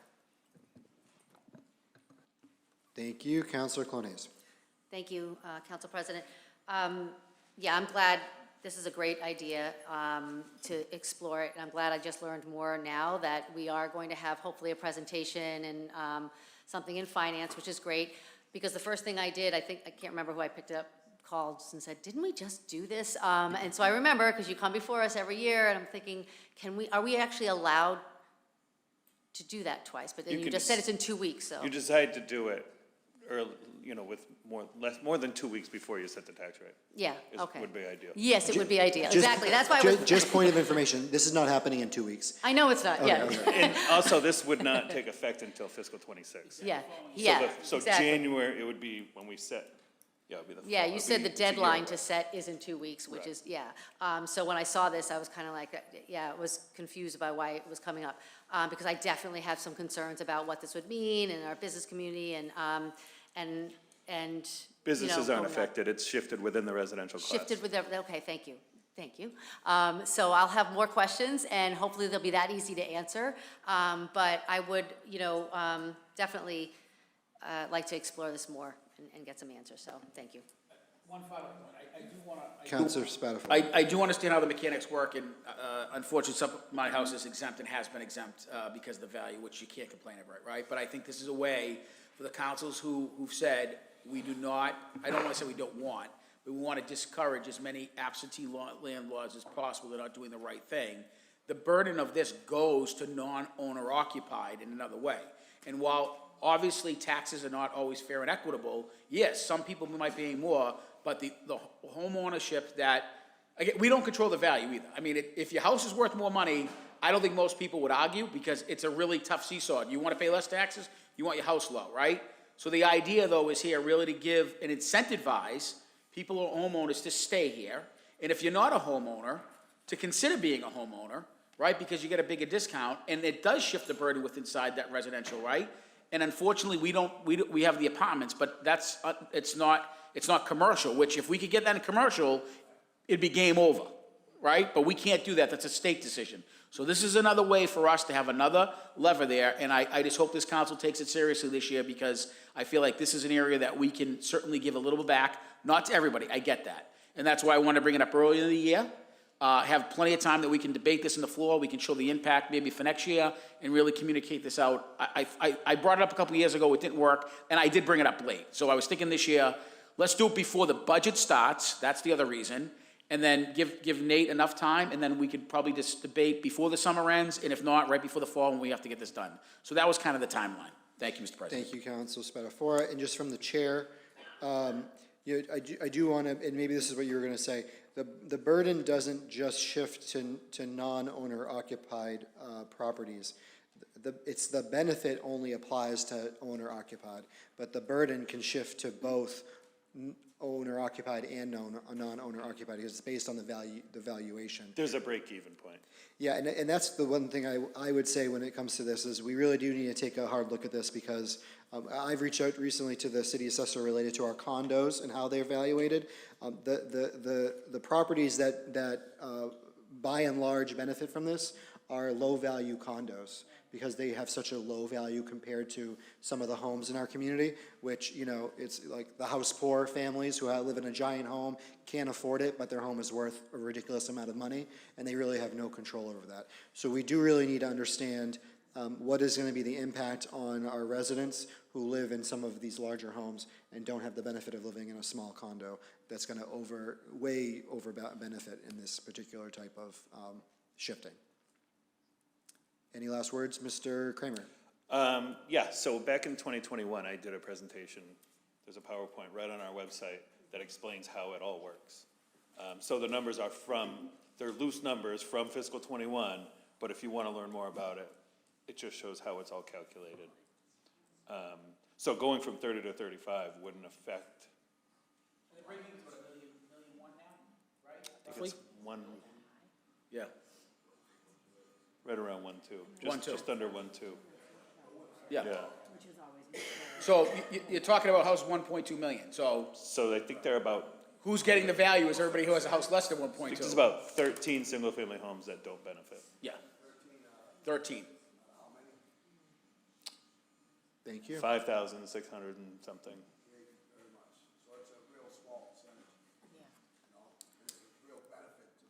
5,000 homes, which most of them are all in my neighborhood. Let's talk about it. Well, I appreciate this great conversation. Thank you, Mr. Kramer. I believe there's a motion by Councilor Spatafora to refer this to Second. Finance, seconded by Councilor Simonelli. I'm sorry, just, are we referring to finance, or are we approving the order that requests finance? Approving the resolve, the request finance has a meeting. Understood. So on Councilors, Why don't we just pass the resolve? so to Councilor McDonald's point, Councilor Spatafora's motion to approve the resolve, seconded by Councilor Simonelli. A yes vote would order the Finance Committee. No, you would just request it, but I'm happy to oblige. Would request the Finance Committee to collaborate with the City Assessor and the City Solicitor to draft a proposed increase of the residential tax break to 35%. A no vote would not request the Finance Committee to do that. All those in favor, please say aye. Aye. Any opposed? That passes unanimously. 80-25 resolved that is the sense of the city, it is the sense of the Malden City Council that they express their support for the sale of surplus property for the purpose of affordable home ownership. I see two sponsors, Councilor Condon and Councilor Spatafora. Oh, Can I make a request that we read the whole text that is in the? yep. Yes, There was a absolutely. request to, Thank you. There's a body to the paper. so we're gonna read the full paper. The mayor and the director of office, the mayor and the director of the Office of Strategic Planning and Community Development are hereby urged to investigate the potential sale of Malden's surplus properties, specifically targeting such sites as the Malden Courthouse and the Oak Grove Community Building. This proposal seeks to address the critical need for affordable home ownership units in Malden, a city that has experienced significant growth in development in recent years. By repurposing these underutilized properties, the city can help alleviate the housing crisis while simultaneously fostering community development and inclusivity. The transformation of surplus properties into affordable housing not only contributes to the well-being of residents, but also enhances the overall vibrancy of the local community. Furthermore, targeting these specific properties allows for strategic urban planning, ensuring homes are situated in accessible locations with available services and amenities. Through this initiative, Malden can set a precedent for responsible property management and social responsibility, increased tax revenue, and reaffirming its commitment to providing equitable housing opportunities for all. Thus, a thorough exploration of this proposal is essential to creating a more sustainable and inclusive Malden for present and future generations. And this paper was sponsored by Councilor Spatafora, co-sponsored by Councilor Condon. Councilor Spatafora? Councilor Spatafora for the paper. Thank you, Mr. President. I knew this would not be popular. Oh, you're, I knew this would not be a popular topic, but I do want to let the residents know, we've been through, so I want to paint the picture here. We start with, and I know some of my colleagues agree, disagree, we didn't have a lot, we all agree there wasn't enough time. The state mandated that we had to change all our zoning laws by right for ADUs. They've also done the MBTA overlay district here. I will tell, and I know this will be debatable, it was not equitable. Because communities like us that have MBTA and have bus routes have no requirements, so you can build a house any way you want, essentially. Now, we've done a great job with the ADUs, it was a lot of work. But I heard the word crisis 15 times. The governor came out last week and said they need 220,000 homes. So I said, why don't we start looking at some of the properties that we have? There are actually 4 properties that we own that I would consider surplus. 2 of them are actually being used, so I did a little due diligence. So the Linden Square is used by the building department, and they're actually spending some money to do that over right now for their maintenance facility. They don't have enough space. I believe the the strategic planner uses some of the building on Pearl Street, as well as I believe the Malden Police uses a portion for some of their trading on that street as well. The 2 properties left, ironically, were the courthouse and the Oak Grove Community Center. I'm not gonna sit here and say I don't think we need them both, but if we are truly in a crisis and we really need affordable housing, we should do our part. Both properties have been vacant for several years. Both are right near the train center, and that's what I hear ideal is for us. This is not new. When the first debate came on the council at large, I believe Councilor McDonald was there, I think Councilor Hayes was there, and I believe the other council, I don't know if there was another one running, there was debate. And I said, we always talk about housing, but when we get a piece of property, we never want to put any housing in it. So this was not a new idea. Now, I know the state has put a covenant on it that we could not sell it. That was the old governor. I'd be willing to bet a lot of money right now if we went to the governor and asked her to release this to make it affordable home ownership for families and deed restricted, she would do it. Absolutely would do it. That building right now, and they've done a great job, that building was given to us in August of 2022. It's almost 3 years ago. We had meetings, there was a lot of meetings in 2021. There was a figure given of $12 million to bring it up to speed. That's not operational cost. And if any of my colleagues come up here and tell me there's $12 million, show us. I will tell you right now, I don't expect this to pass, but I think this is a discussion we all have to have. If we're really gonna be in a crisis and we're really gonna be in some budget issues later on, everything should be on the table. Because we can't sit there and say, we have no money and we don't wanna do cuts and we don't wanna sell that. It's not a luxury anymore. It's not a luxury. And it's not that I'm against the arts, but I'm not laying teachers off, I'm not laying firemen off, and I'm not laying policemen off. They're off the table. We don't have a DPW. So whether it's now or later, this will be a discussion. So there's $12 million to bring this up to speed, and I understand, again, I read all the documents, that even if we did give the $12 million, the programming would be very expensive and we'd probably have to rent it out all the time. So we would have some free time, but it would be rented out. And I'm not knocking it, but it would be expensive to maintain. I would love to have a Chevalier Theater here. That building cannot produce a Chevalier Theater. It can't. So I'm hoping this is a discussion we can have with my colleagues. I expect it to go down. But I am not going to ask the residents of this city to dig deeper in their pockets for basic stuff, and in 3 years, we're going to ask them to now put in these other luxuries. So it's a decision. It's a topic. And Oak Grove, the same thing. I sponsored those papers. But we sit up here and talk out of both sides of our mouths. We need affordable housing, but we'd like to have this. We'd like to have a lot of things, bless you. But this is an exercise because I know it will fail, but I'm hoping that we can have these discussions, and it's not to embarrass anybody, but I think these are the kind of decisions we have to have going forward, because I don't know if it's going to be this year or next year.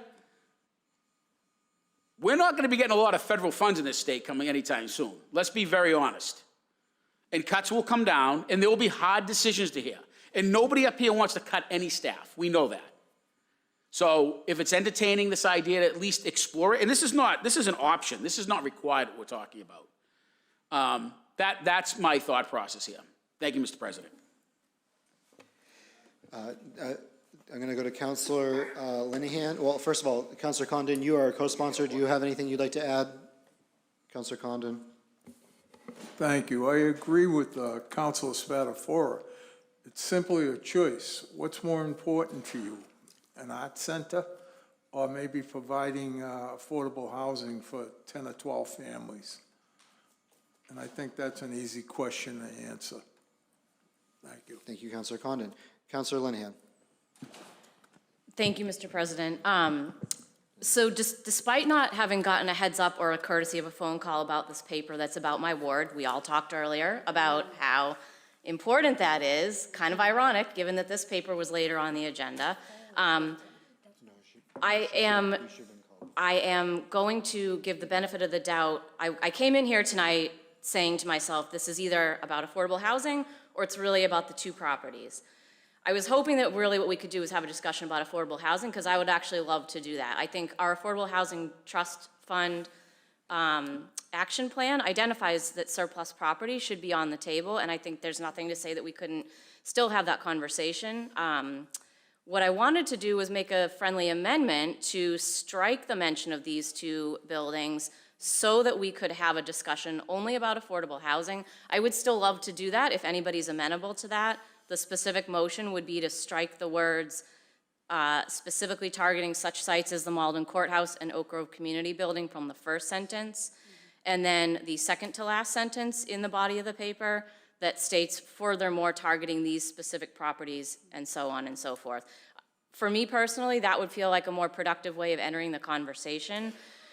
I think it's completely valid that we don't all support the notion of an art center. We're all up here to represent what we believe in, and I believe in the art center, and I believe in the Oak Grove Community Building. I believe in their potential. I think that it's short-sighted to sell public assets when, certainly when they have a pro forma that indicates they'd be revenue producing within 5 years or less, which you'd be hard-pressed to find another adaptive reuse that could do that, like the art center will do. If anybody had asked me, I would have been happy to share some of the progress that we've made in meeting with the architects that were grant funded to work on this, to update the numbers. It's actually a lot worse than $12 million, Councilor Spatafora. It's a lot higher. So that's the bad news. The good news is there's a very concrete phased plan that if we wanted to tackle, we could do. That's a conversation that we could have. I think that the folks that have worked on this are passionately in favor of a vision of working artists being able to stay in our community. Malden has more working artists than any other city in our region. Even accounting for the pandemic, the governor's own numbers show that the arts and creative sector has bounced back essentially to pre-pandemic levels. And that's just potential. That's hard to quantify. We don't know until we get started what the potential might be here. I think, and I've said this in all the meetings, if anybody attended, I think there's potential to actually do both affordable housing and an arts use on this site. This is a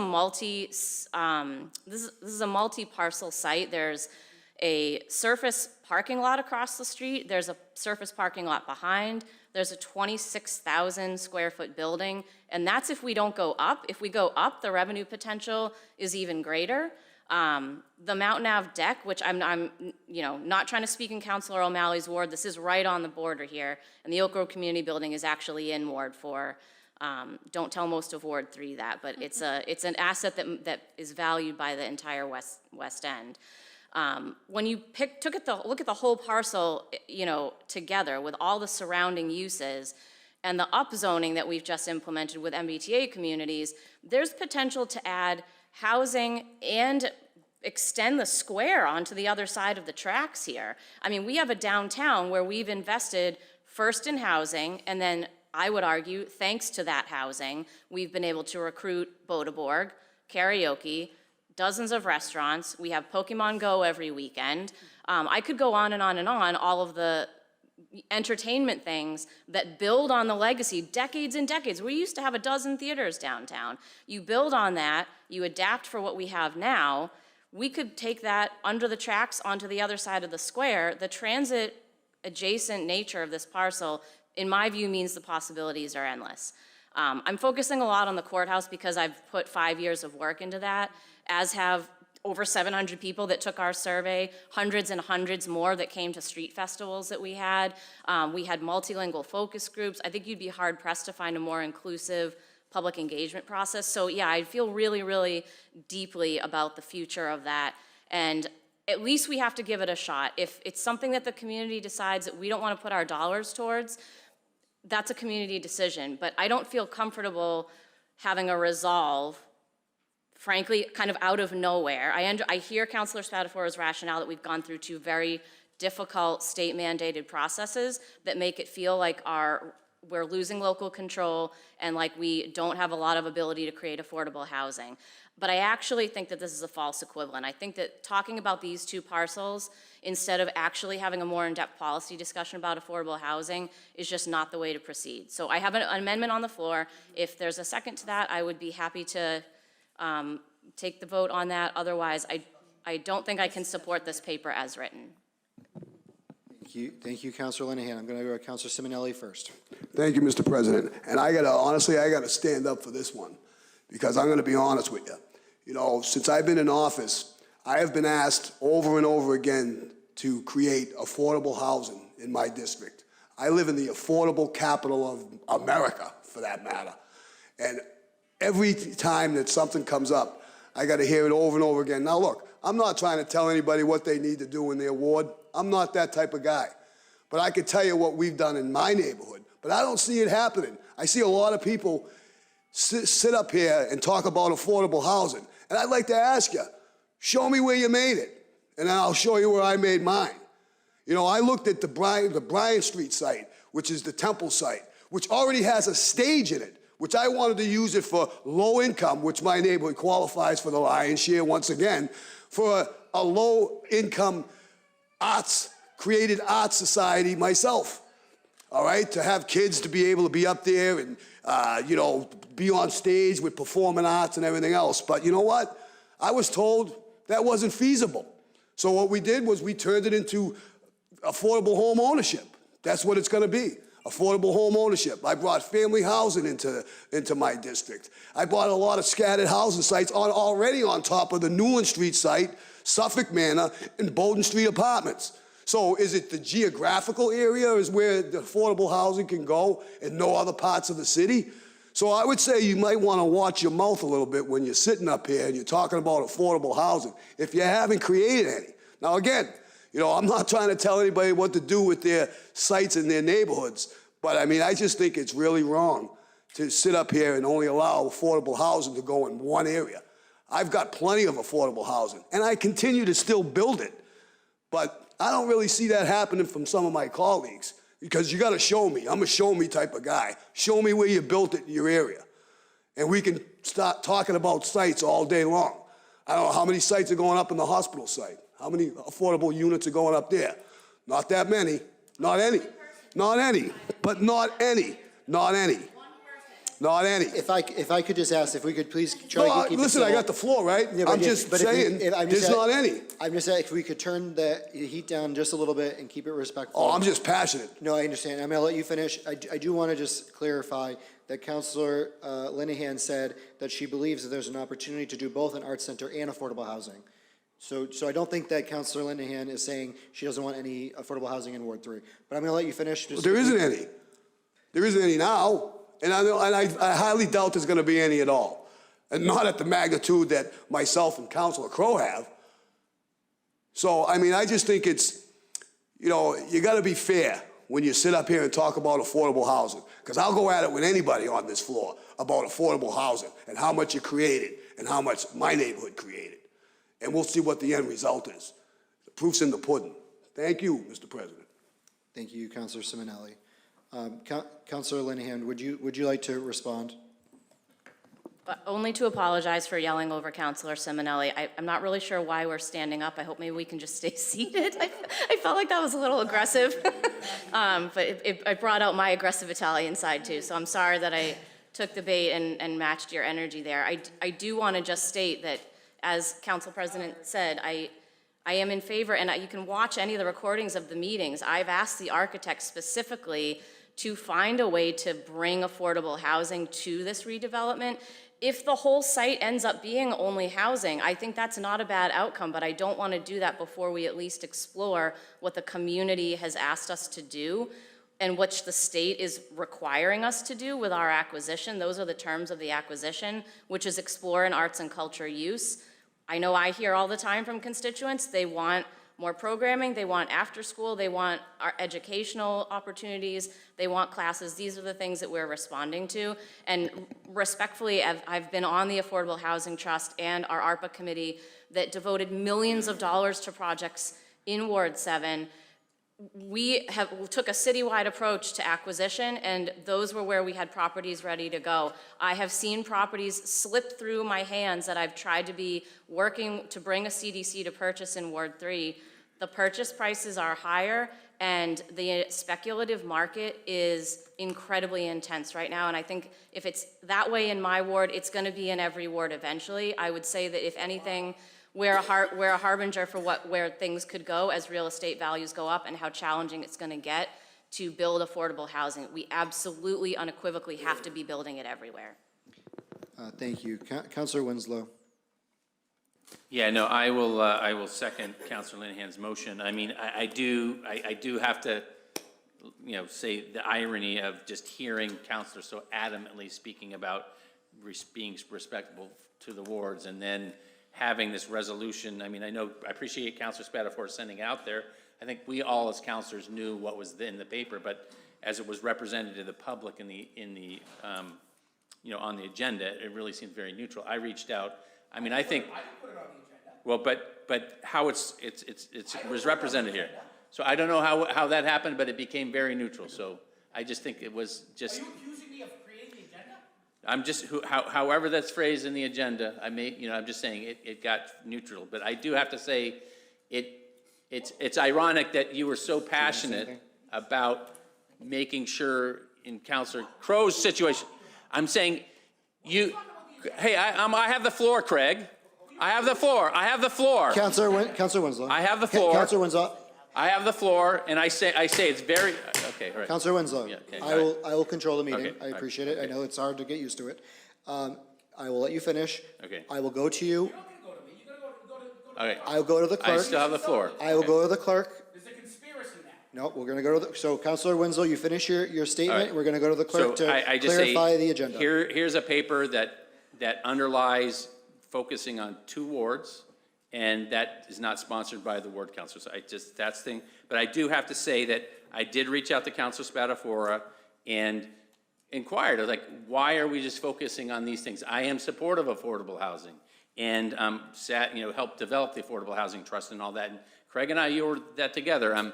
I think that we need to look at it more broadly. I mean, one of the things that ties the hands in Ward 6 is that we have this requirement, you can't go above 3 stories for anything, anywhere. So that was actions of prior councils that both Councilor Spatafora and Councilor Condon were part of that. So if we talk about that, I do think that there is the parking lots around the courthouse that have that potential, but we should perhaps even look at the type of thing, what you would do here is put out an RFP, and maybe we need to look at having maybe larger scale. I mean, we have the Gateway apartments there that are much higher.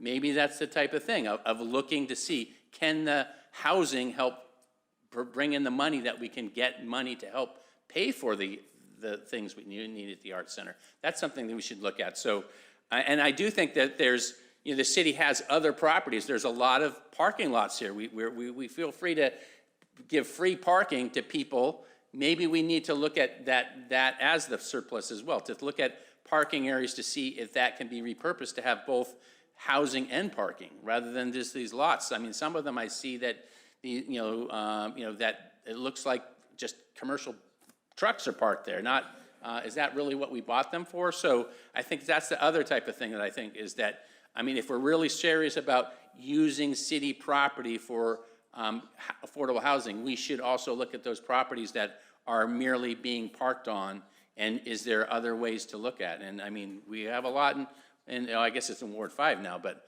I think we need to be more expansive. So that's why I would support Councilor Linehan's motion to make this more broad and look at any property that's not currently, actively used for a city purpose. That would be what I'd like to see, and I think Councilor Linehan's amendment is there. So that's, I just would like to broaden it for having this discussion. And I mean, I think that ultimately, if we're talking about affordable housing, to look at, moving ahead with our master plan, to, we did what we had to do for the MBTA communities thing, but I think there are other opportunities to look at housing and adjust to what we have. I don't agree with what Cambridge just did to vote on 6 stories or above everywhere, but I think there are opportunities to do a little bit more. I mean, the 3-story cap is actually holds back some development in terms of housing and commercial that we could do if we were a little more flexible. So I think we should look at housing a little bit more broadly. But I think here, if we're talking about trying to use city property to help advance affordable housing, we should be more expansive. And that's why I agree with Councilor Linehan's motion. Thank you. So we're going to go to the clerk now to respond to the language on the agenda. Understood. So, yeah, thank you for giving me the opportunity to just explain that. We use the title and body formatting feature in our software, Granicus, when we create these agendas, just as a space-saving measure, so that when we're printing the agenda, it's bad enough on nights like tonight, it's like 7 pages long, sometimes it could be 14 pages long. If we didn't use this feature, it's most commonly used with resolves, because usually you can sum up a resolve with one sentence, and then there's a lot of other language that explains it in greater detail, and that's what we have here tonight. So if you ever click through the live link on the agenda, it will open it up where you can always have the ability, and the public does as well from home, to see the full text of every paper in the history that's attached to that paper as well. I do want to just point out to Councilor Winslow, when you asked me to read the resolve in its entirety tonight, you may have heard me thank you for reminding me of that. I got my hands a little bit full with all of the motions and stuff that we had preceding this, with trying to keep up on inputting the information as you guys talk, and didn't read it, had intended to read it, and thank you, and will thank you again for pointing out that it should have been read in its entirety. That is the way that we normally do resolves when we read them into the record. So thank you. That's why the agenda looks the way it does. Councilor Spatafora doesn't build the agenda, I do, and there you have it. Thank you. It was a conspiracy. Thank you, City Clerk. So I'm going to go to Councilor Spatafora to respond. Councilor McDonald, then Councilor Colonese. I just want to address, so Council Winslow did reach out to me, but he never told you what I said. So that's the way stories are told, right, is you leave it, like I didn't respond. So my exact my response was, I selected these 2 properties based on discussion. These properties are currently underused, and given the capital requirements, are unlikely to remain inactive. Their locations in transit-oriented areas of the city further emphasize the needs to address our housing challenges. It's not a game. I mean, we all just admitted it's probably a $19 million cost to change that, right? We don't have $19 million unless we're going to do a Prop 2.5. Go ahead, do it. Go. That's the only way you're going to get the money for that. And the last figure I saw for the Oak Grove Community Center was $1.4 million to do it over. It's 1,000 square feet. That's $1,400 a square foot. I'm not an architect, but that's more than a casino cost. So if we're going to be stewards of money, let's be honest with ourselves. We're not coming up with $19 million, and I'd love to see housing on top of that building. And the idea that we want to put more housing, that's fine. But remember the taxes. Remember the taxes. We're 89% residential. And you talk about tax burden, at one point, that equation is going to go in the wrong direction, like Boston's trying to do right now, because we can't attract commercial space. And then I will be honest with you, the term is screwed. Screwed. We're 89%.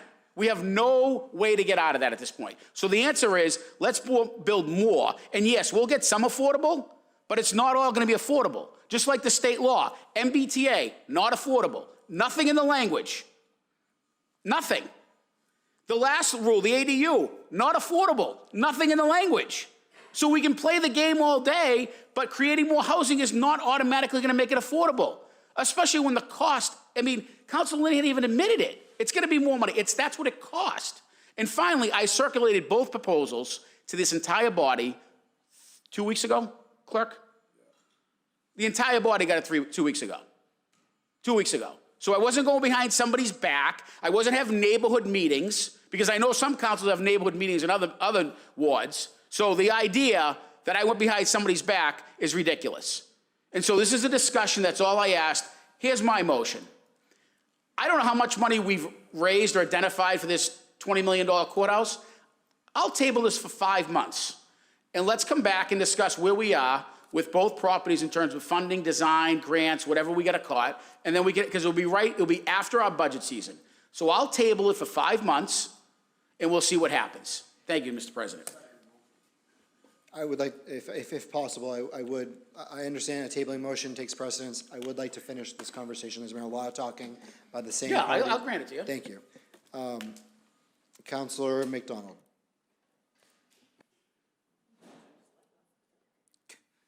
Well, I'm just thrilled there's so much energy about affordable housing. Hot diggity dog. That's one of the reasons I ran for city council. So I think my question to my colleagues is like, do we actually want to try to solve this problem, or do we want to just yell at each other about it? Solving the problem in my neighborhood. I think to solve the problem, we have to look at every neighborhood. We can't concentrate solutions in any one neighborhood. I completely agree with Councilor Linehan's points that, look, there's absolutely win-win solutions here that do value the input of the community rather than trying to make it seem like we're steamrolling everybody. But yes, absolutely. We all have a parking pass to sit up here to park in a lot that is right next to a 5-story, many multi-unit apartment building that's right there. And we could absolutely preserve that parking while creating affordable housing that the city would control right there.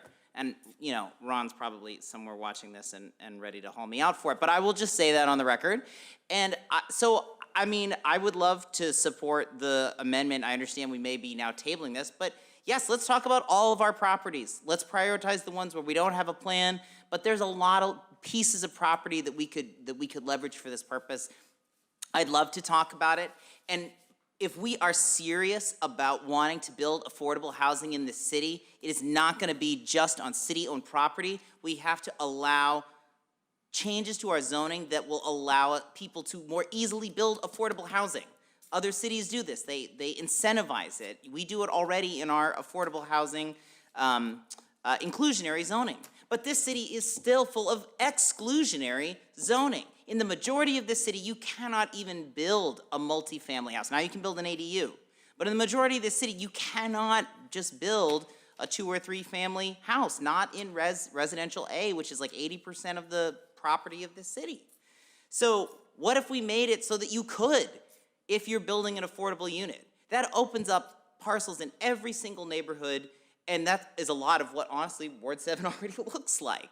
So if we're serious about really wanting to do things that will tackle this, I would be happy to support this resolve with Councilor Linehan's amendment. I would be happy to talk about city properties. I would love to talk about that. And I would be happy to introduce a similar resolve that says, let's actually look at making it easier to build affordable housing in our zoning, which research shows actually does get some things built that also doesn't depend on, you know, the ownership of the city.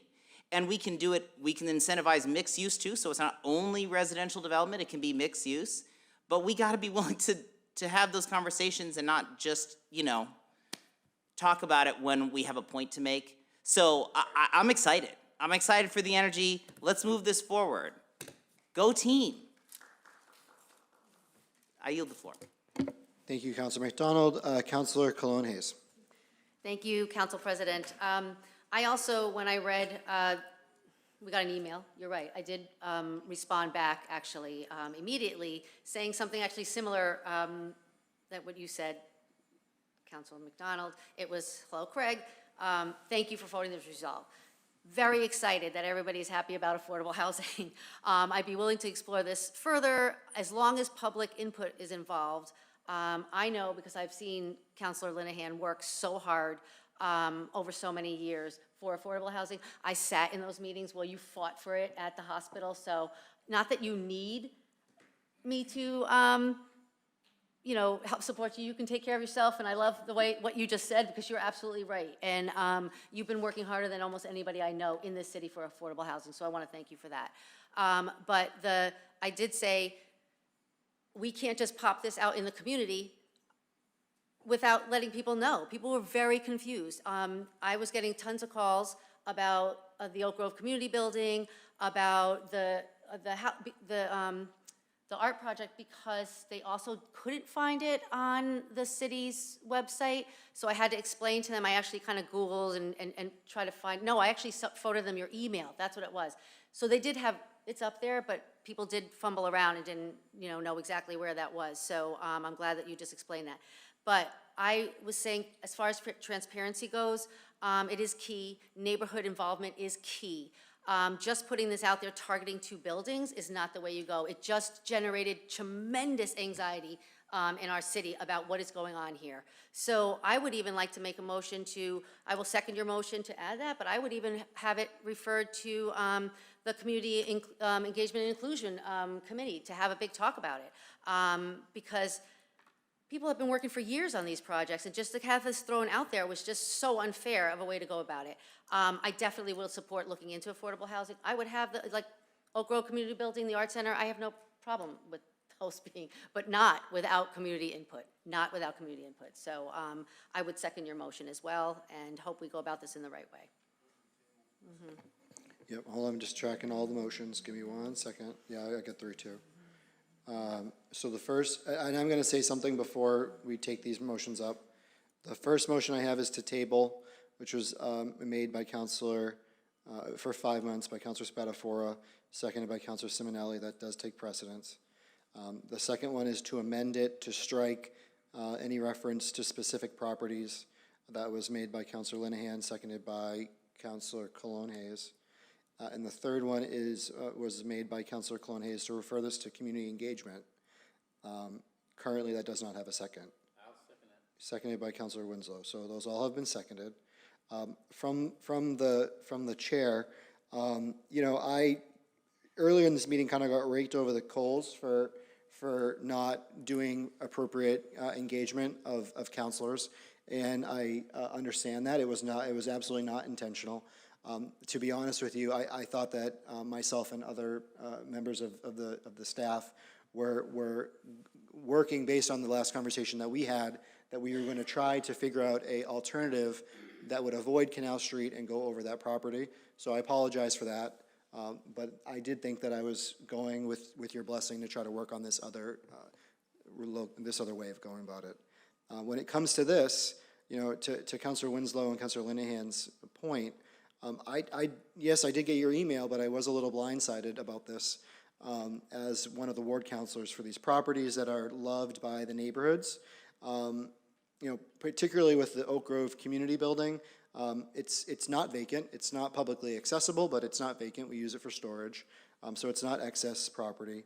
There are other properties that I do feel like are excess in other wards. Like I would say that, not to throw you under the bus, Councilor Claro, but I do think the Charles Street lot is completely underutilized and could be a great location for affordable housing. I think it's next to another affordable housing project done by TriCap. It's right on the bike path. It probably wouldn't need a lot of parking, really close to the train. But I wouldn't just kind of throw that out there, but I do think that doing community engagement, parking or these low use uses, are not the highest and best use. They don't enrich our community. A community arts center does enrich our community.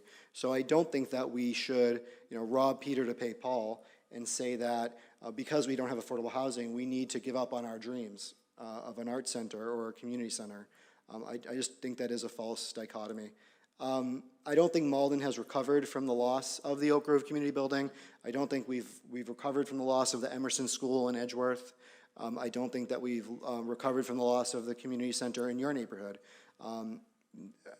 So I just think that we shouldn't give up on our dreams.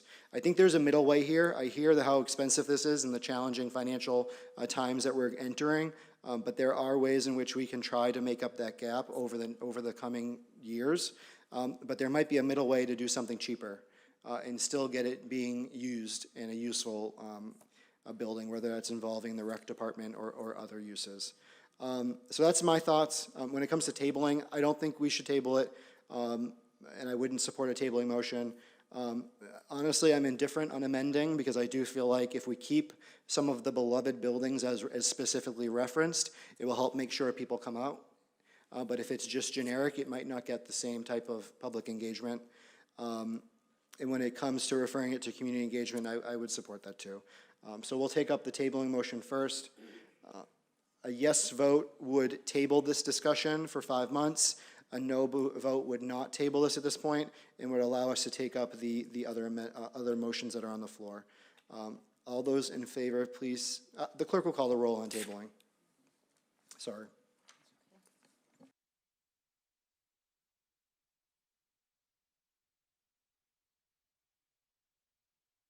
Motion to table by Councilor Spatafor, seconded by Councilor Simonelli. Councilor Cologne Hayes? No. Councilor Condon? Yes.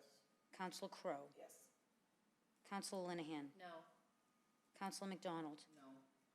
Councilor Simonelli? Yes. Councilor Spatafor? Yes. Councilor Taylor? No. Councilor Winslow? No. Council President O'Malley? No. The tabling motion failed. What's the vote? 4, 1, 2, 3, 4 to 6. 4 to 6. So that tabling motion vote fails 4 to 6. The second one is an amendment by Councilor Linehan, seconded by Councilor Winslow, and that would be to amend it by striking out any reference to the Oak Grove Community Building and the courthouse. The clerk will call the roll. Councilor Cologne Hayes? Yes. Councilor Condon?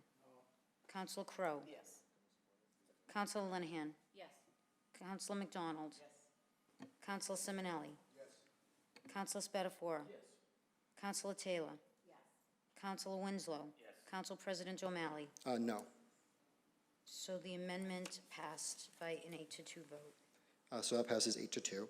And so it is now, the paper is now amended, and there is a motion on the floor to refer it to community engagement, which was made by Councilor Cologne Hayes, and it was seconded by Councilor Winslow.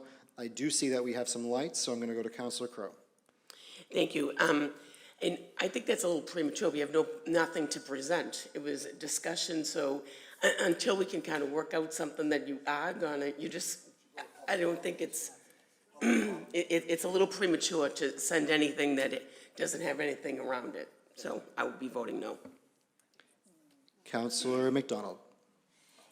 Yeah, I was gonna say something similar. I think we gotta talk about this in public property first. So either refer this jointly or refer it to public property first, to be able to have some discussion with our city staff and come up with what's on the table. Then I think, yes, it would be very helpful to have it go to the CEIC committee. I'm on both committees, so I guess it doesn't really matter to me. But I think that's a better place to start in terms of process. Okay, so there's a fourth motion to refer to public properties by Councilor McDonald, seconded by Councilor Simonelli. I am going to speak on that if I may. I think that really community engagement is the next step on this, because just so the council knows, it's public properties that would determine whether or not something is an excess property. So if you're hoping that these be deemed excess property, the next step would be public property. If you do not want this to be deemed excess property, you would not want it to go to public properties. Understood. I just want everyone to understand the significance of sending something to public properties. No, if public properties and CIC want to coordinate. Okay, we have a fourth. Yeah, we're going to go, hold on. So it's a joint now. Councilor Simonelli would like to do a joint between CEIC and community engagement and public properties. Councilor Cologne Hayes. Yes, thank you. I was thinking through that process as well, so I like that idea of a joint, so can I just withdraw my motion, or no, because it was seconded? Do we have to? Understood. So Councilor, yeah, Yeah. so it sounds like there's, Is everybody in agreement with her withdrawing? is there a unanimous consent to withdraw the specific referral to CIC and public properties and instead have it go to a joint? Yeah. Is it a unanimous consent that okay, so we have one motion on the floor. Oh, look at us, we're efficient. So so we now have a motion to refer, Councilor Simonelli, I see you have your light on, but did you already say what you wanted? Okay, Councilor Simonelli. Joint committee for public properties and the community engagement. On Councilor Simonelli's motion to refer this to a joint community engagement and public property is seconded by Councilor Cologne Hayes. A yes vote would, Councilor Linehan, sorry. No, I'm sorry, I'm recalling that on Counselor Spatafore's previous resolve, we said we couldn't refer a resolve to committee. Are we making a recommendation that we? My ruling would be, my ruling No, would I'm be. saying the one we just voted on before this, we said we couldn't do that. No, I think it's like best practice, but I'm saying that you absolutely can refer a resolve to a committee. Resolve is supposed to either. Yeah, I'm fine with resolves. Is supposed to either pass or fail, like on the last one, we passed the resolve, but then also requested that the finance committee take up the discussion. I just want to be consistent, we just had this conversation, I think it resolves typically as pass, fail, and then we make a request. I think that,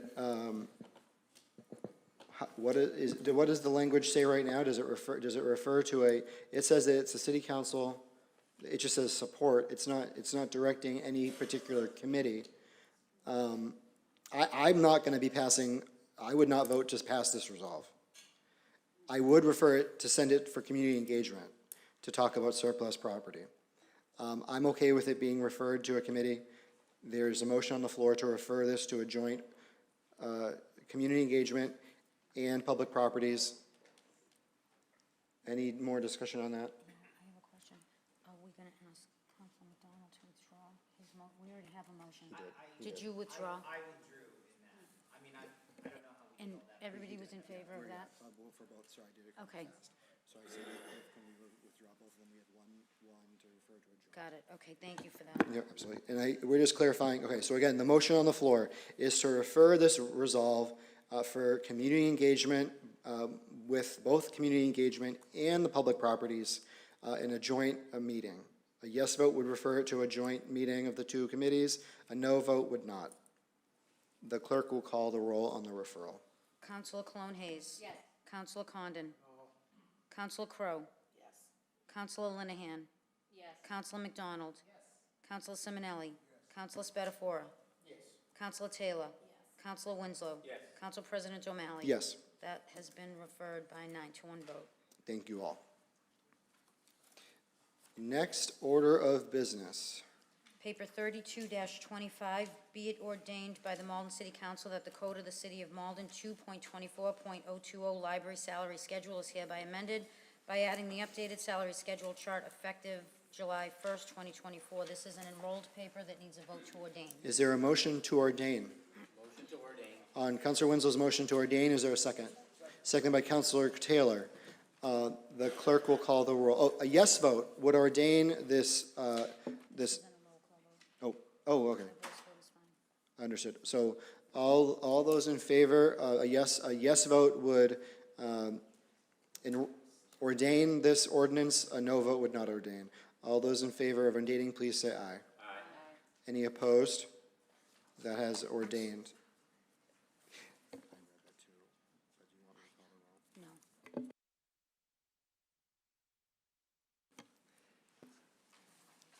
No. Yeah. Paper 33-25, order that the sum of $50,000 be in the same as hereby transferred from salary reserve to library salaries. This is a paper that we voted on last week, but because of our new council rule, it needs a second vote for final action because it was referred directly into committee before coming to the full council. Yes, so everyone understands, we are talking about the financial paper.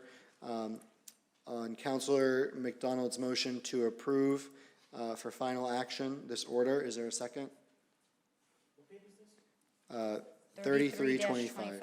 This, just to clarify, this is the new process. We didn't want people to be surprised of things coming directly out of committee. So, we already voted on this?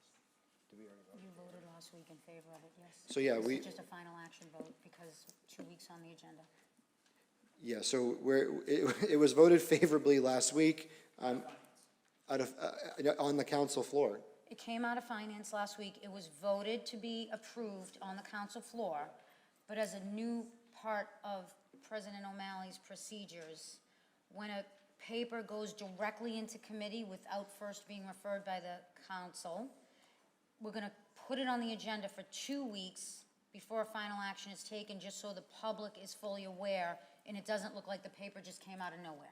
And now thinking about how this has played out, I think that probably what we need to do as a process improvement is just list it on the last agenda as to be voted on at the next meeting, just because now we're voting on it twice, and so we voted in favor of it the last time, and now what happens if we vote against it? So this would just be a vote to approve a final action. Okay. So that I would then send the paper to the treasurer's office to take final action.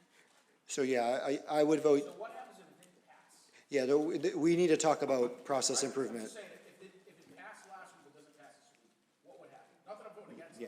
Yeah, that's what we need to figure out, so. That would cause. It's a new process, Counselor. Point taken. If you want this to pass and you voted for it last time, I would ask that you vote against it this time. It's new, so I'm just asking though, if it doesn't, what happens if it doesn't pass? That's Yeah. the final thing. Yeah, so, yeah, and I'll be honest with you, I think, yeah, I was not intending for it to be voted on twice, but now that we should make sure we just list it and say, okay, next week, we're gonna vote on this for final action, just so people know it's coming out of committee.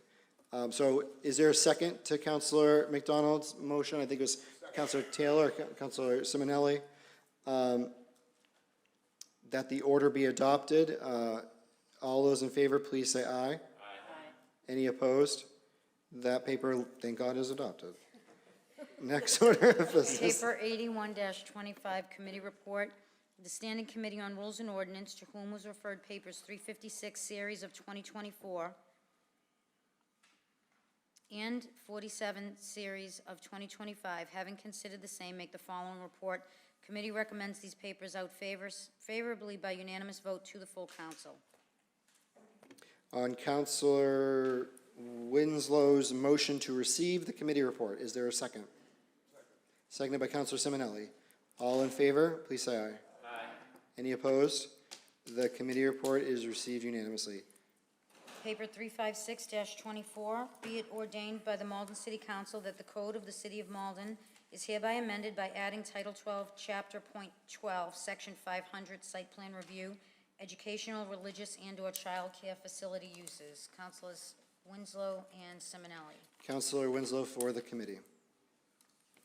Okay, yeah, so we did discuss this, we had a hearing, with the joint hearing with the planning board, and then we also, discussed this, last week extensively in Rules and Ordinance. So this is, the site plan review process for Dover Amendment uses that are not ADUs, so that includes educational facilities, religious facilities, and daycares. As a result, particularly of a great input from staff and the public at the public hearing, we have substantially revised the proposed paper. And so in the Rules and Ordinance Committee, and this is now what's called the Winslow's Edits, February 4th, 2025, the Rules and Ordinance recommended that we first amend the paper to be consistent with those edits that I proposed on the 4th. And then we also, from that, we recommended a few more amendments. So I'll just raise those right now. So we recommended that that the word substantially be added in section B before expanded religious or educational use or child care facilities, to make sure that sort of de minimis things do not have to go through site plan review. So that was recommended by the committee that we clarify that about where this applies. So that's the thing we agreed to. And then in terms of the site plan review committee, I originally proposed that the composition be include the city engineer and parking director. Councilor Spatafora suggested that we just keep the site plan review committee the same as we just passed for ADU. So we did, the committee recommended that the site plan review committee be made up the building commissioner or designee, director of public health or designee, and then the director of OSBCD or a designee that's a member of the OSBCD staff. We talked about also then just clarifying that the Board of Appeals would appoint a member, an associate member, that would serve as an alternate member as needed. So that's in section E1. The committee also recommended that we clarify that a quorum would be, would require members of the committee are required to approve or approve with conditions the plan. We deleted the wording about that the quorum could deny the application, and we deleted language about conflict of interest. And then we also clarified that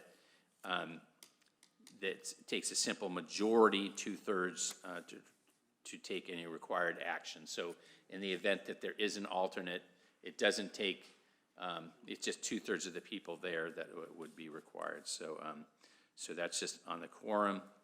And then in scope of review, we deleted some language about that the scope of review would cover whether the use qualifies as a Dover Amendment use, because that's determination that the building inspector would have already made. So that was a recommendation. We delete section, let's see, section, let's see, that's C3A, and then we would just renumber, yeah, we would just delete section 3A and renumber accordingly. And then in the final section 4 related to decision, initially we had talked about having a 14-day period to make the decision. Per the planning board would make a different schedule, and that, let me see, just, so the schedule for review would be consistent with the site plan review committee would hold a public project review meeting with the applicant no later than 45 days after submitting the proposed plan to the building commissioner. The site plan review committee shall hold as many meetings as necessary within the 65-day review period to review the proposal. However, within the 65 days of the submission of the plan to the building commissioner, the site plan review committee shall provide recommendations in writing to the building commissioner. If no action is taken within 65 days, the application shall be deemed approved. As submitted, and the applicant may apply for the building permit without site plan review letter. So that's the language that was recommended by the planning board that, again, the Rules and Ordinance Committee recommended it be an amendment to the paper. So those are the amendments. So I guess I would make a motion that we amend per the Rules and Ordinance Committee report. So that would be my motion. So on Councilor, we'll have discussion, but Councilor Winslow's motion is to amend the paper consistent with the committee report that he just delivered, seconded by Councilor Simonelli. Discussion on the motion to amend. Yeah, and I just have one point. I know that there was a comment from in the comments from the public today that it didn't have the 60 review period, but that was actually corrected in committee. So it does have the review period. So that comment's already been addressed. And there was also a comment about not doing legal review. We did incorporate the comments of legal review in the what's being reported out from committee. So those two comments have been already addressed. Thank you for tying up those loose ends. I was going to ask you to do that. That's great. Any discussion on this amendment? Seeing none. A yes vote would make this amendment. Yeah, so make a no vote would not. So on the amendments, all those in favor, the clerk, I believe, will call the roll on this because it's a zoning paper. Yeah.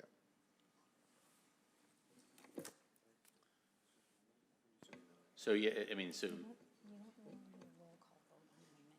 Yeah, so we'll just do a roll call. We'll just do a voice vote. So all those in favor of making the amendment, please say aye. Aye. Any opposed? Yes. So that was 1 no. Councilor Spatafora voted no. And there's only is it 9-1? All right. Any other motions on the floor?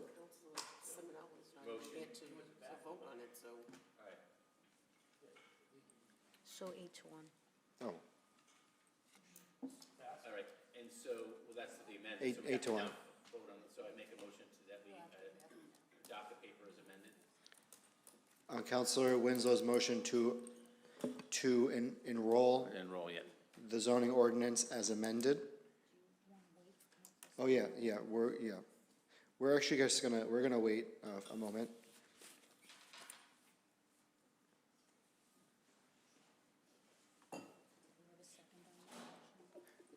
Yeah, was there a second on the motion to enroll?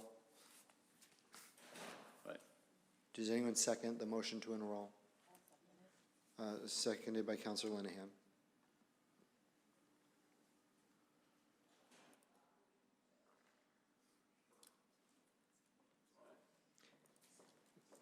Counselor, so there's been a motion to enroll the paper as amended. It was made by Counselor Winslow, seconded by Counselor Linehan.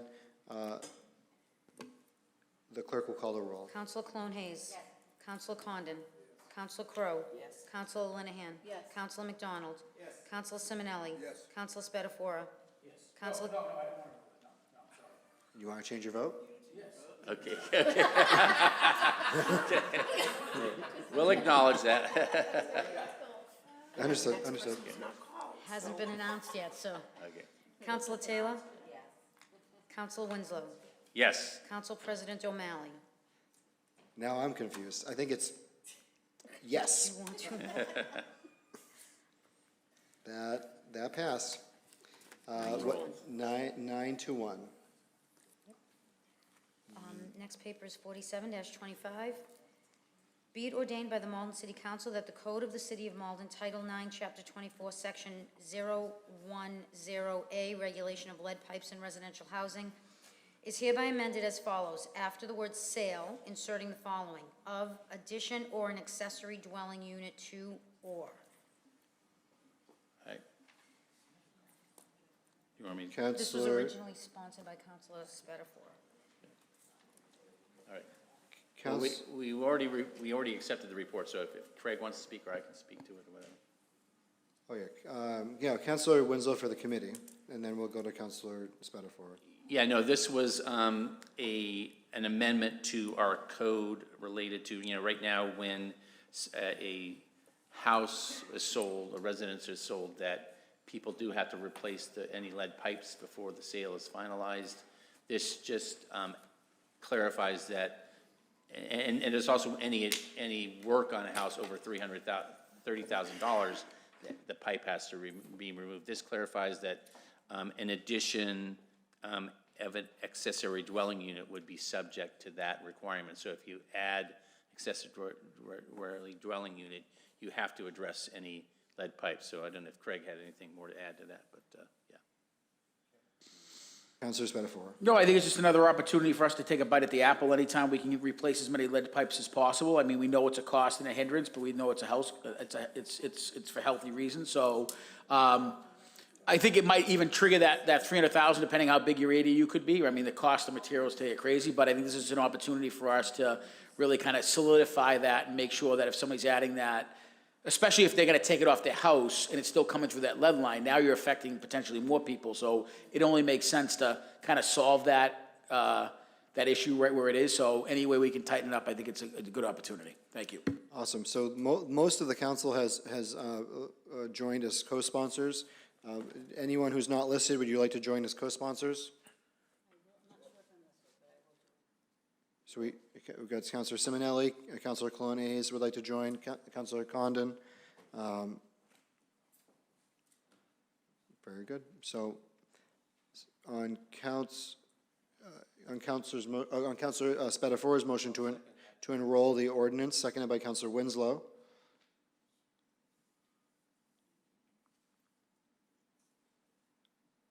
The clerk will call the roll. Oh, this is not a zoning ordinance. All those in favor, please say aye. Aye. Any opposed? That passes unanimously. Sorry. Paper 82-25, the Standing Committee on License, to whom was referred Paper 315 Series of 2024, and Papers 58 through 60, Series of 2025, having considered the same, make the following report. Committee recommends Paper 58-25 reported out favorably as amended to reflect the licenses granted for 5 cars. Committee recommends Paper 59 and 60 be reported out favorably to the full council. Committee recommends Paper 315-24 be reported out unfavorably to the full council.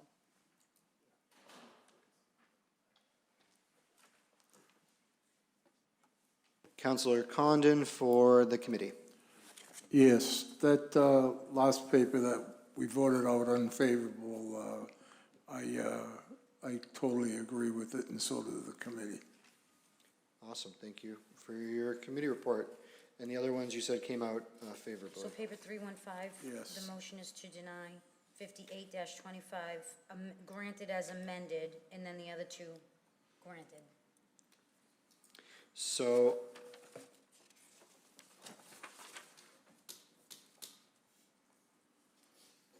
one second.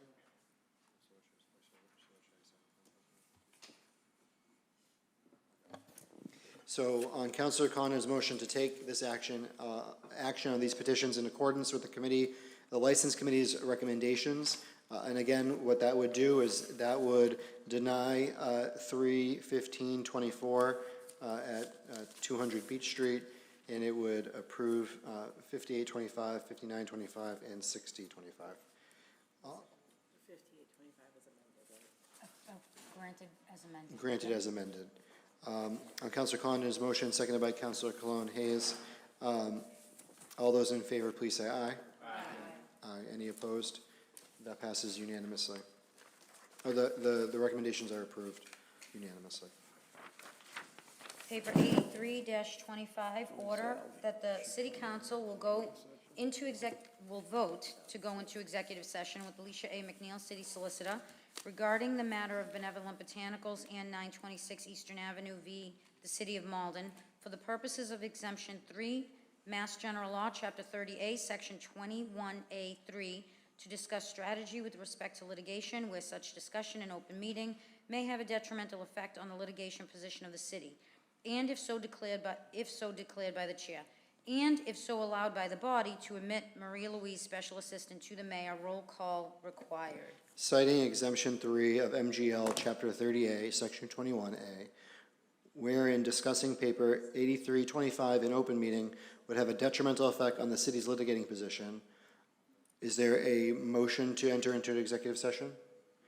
On Councilor Simonelli's motion, seconded by Councilor Crowe, to enter into executive session, the clerk will now call the roll. Councilor Cologne Hayes. Yes. Councilor Condon. Yes. Councilor Crowe. Yes. Councilor Linehan. Yes. Councilor McDonald. Yes. Councilor Simonelli. Yes. Councilor Spatafora. Yes. Councilor Taylor. Yes. Councilor Winslow. Yes. Council President O'Malley. Yes. That is 10-0. The council will enter into executive session. The council will now enter into executive session, and the body will not reconvene for any further business this evening, and will adjourn directly from executive session. Thank you all.